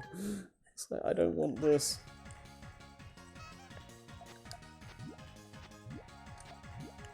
Why am I doing so bad?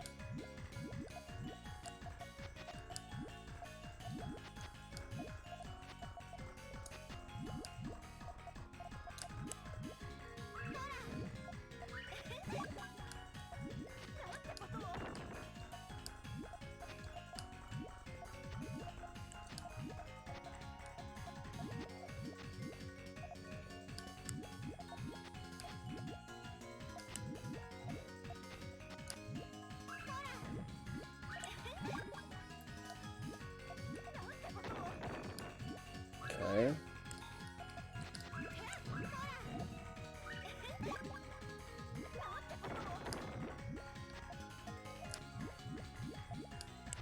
I should have done that differently, but okay, that's fine.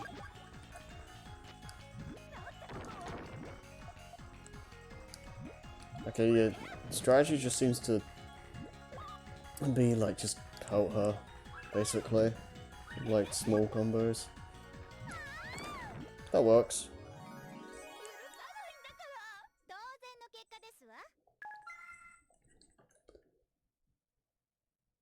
Yeah, I love the one where it's Data's old in Beast's castle, and he just kills you before you can even move.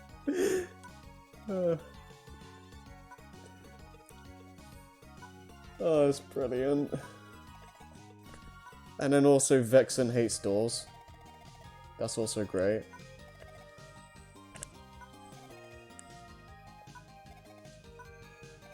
Oh, there's another one.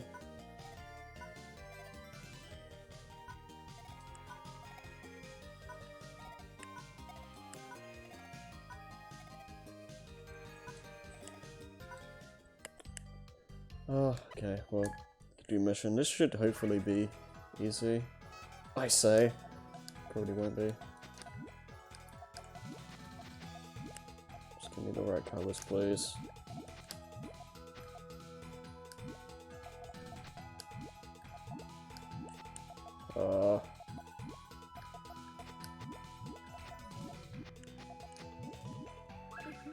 Okay, whatever. That's fine. Oh wait, okay, that works. Is that B2 train? Alright.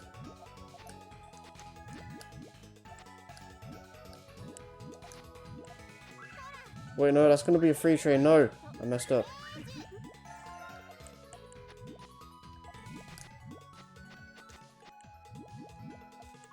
That's not 6.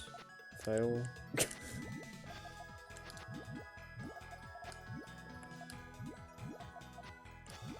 Oh man. Oh my god.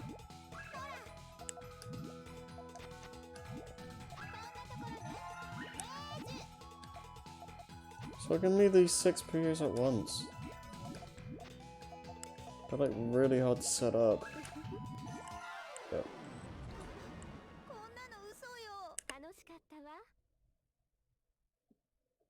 Yeah, especially with Kingdom Hearts 1, the fact that you're not going to get a lot of your growth abilities because you can't level up is kind of going to be a bit worrying, especially for the fact that you're never going to get Scan, so you don't know when, like, a fight's going to end. So, that's going to be fun.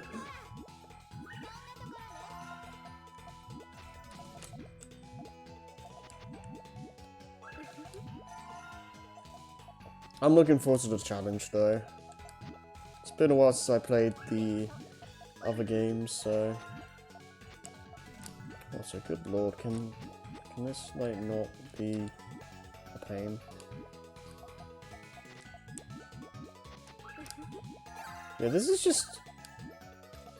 not working out.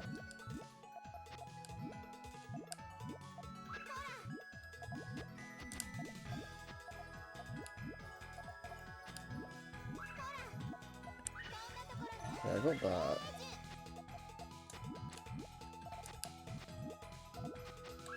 No! No!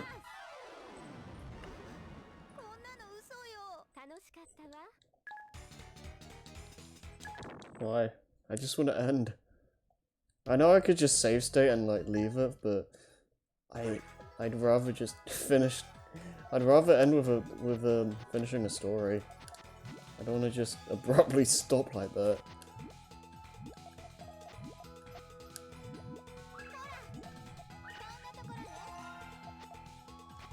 Okay, this is an easy one.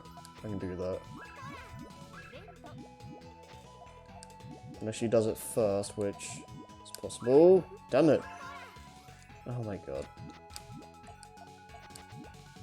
I'm doing mission because I expect it to be easier, but it's not giving me a good time.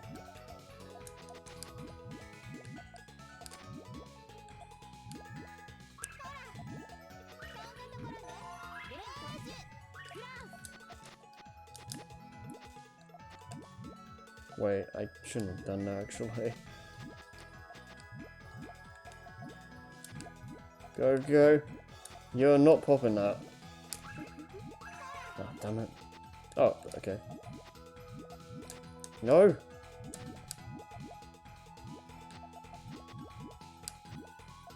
Damn it.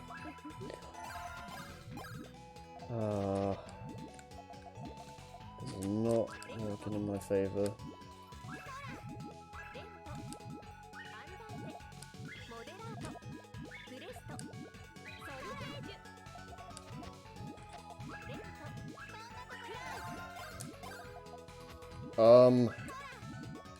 This is a hot mess.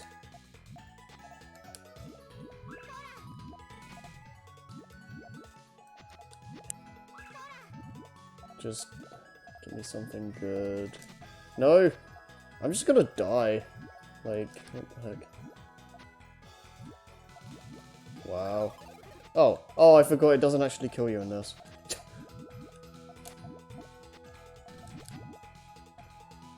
Well, now oh my god. I can still try.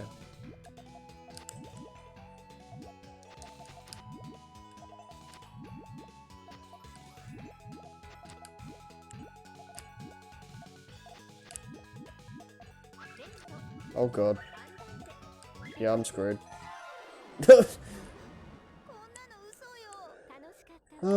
Okay. I'll try that again. But... yeah. It's kind of annoying.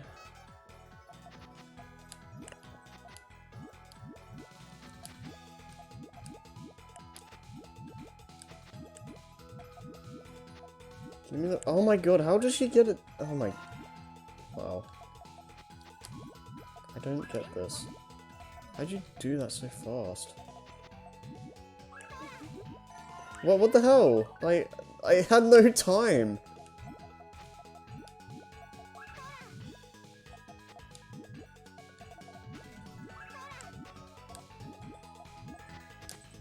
Even when I'm like specifically trying to rush, he still does it faster.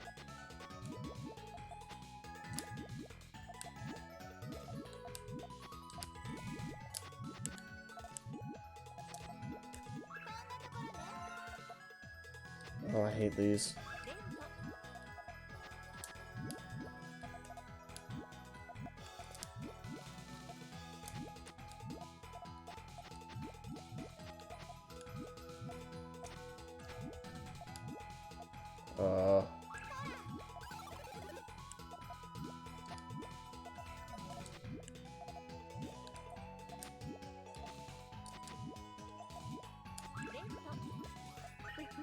Whatever.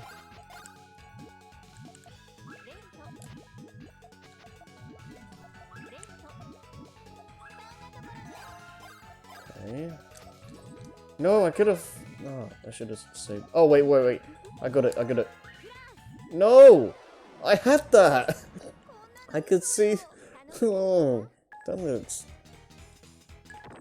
No, why? Why are you stalling my victory?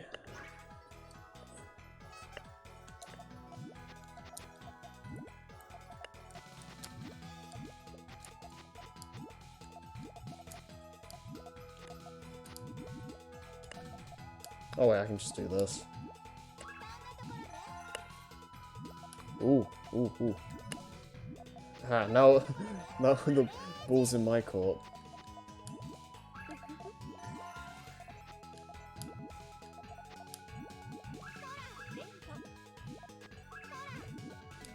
Okay.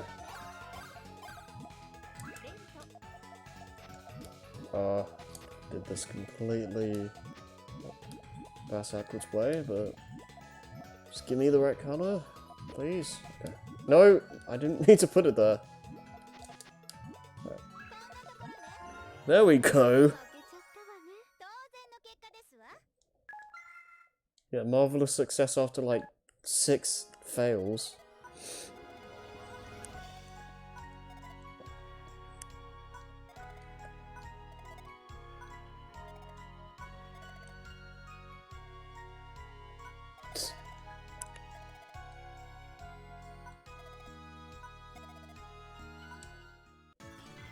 Cool.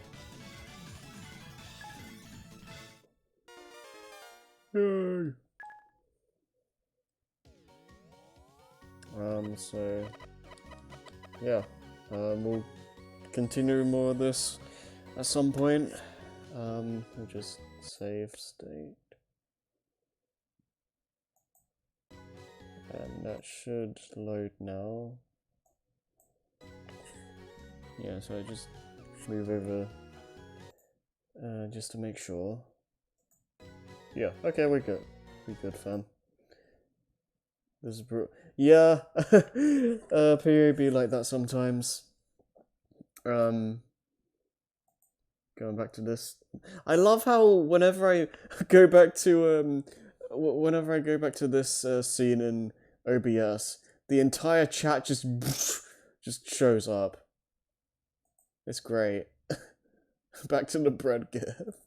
This is basically just my default now, like especially when I do like not screen share. When I do desktop streams, when I need to stream through the desktop or whatever, this is just my go-to gif for when there's nothing to see, basically. I can just stare at this stupid thing for hours. Like,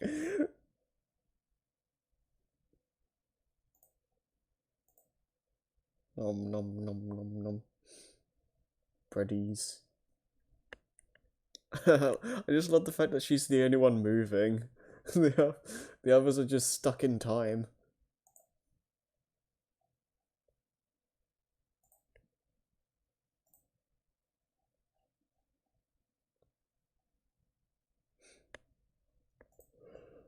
Yeah, yeah, that's gonna be it for now, though. I don't know what's gonna happen stream-wise next week, so your guess is as good as mine. I remember saying in the Melee stream that maybe DKC2, maybe. Other than that, God knows, really. We'll see what happens. it's late now, so I'm just gonna stop the stream, so bye for now, I guess. And bread. Nom nom nom.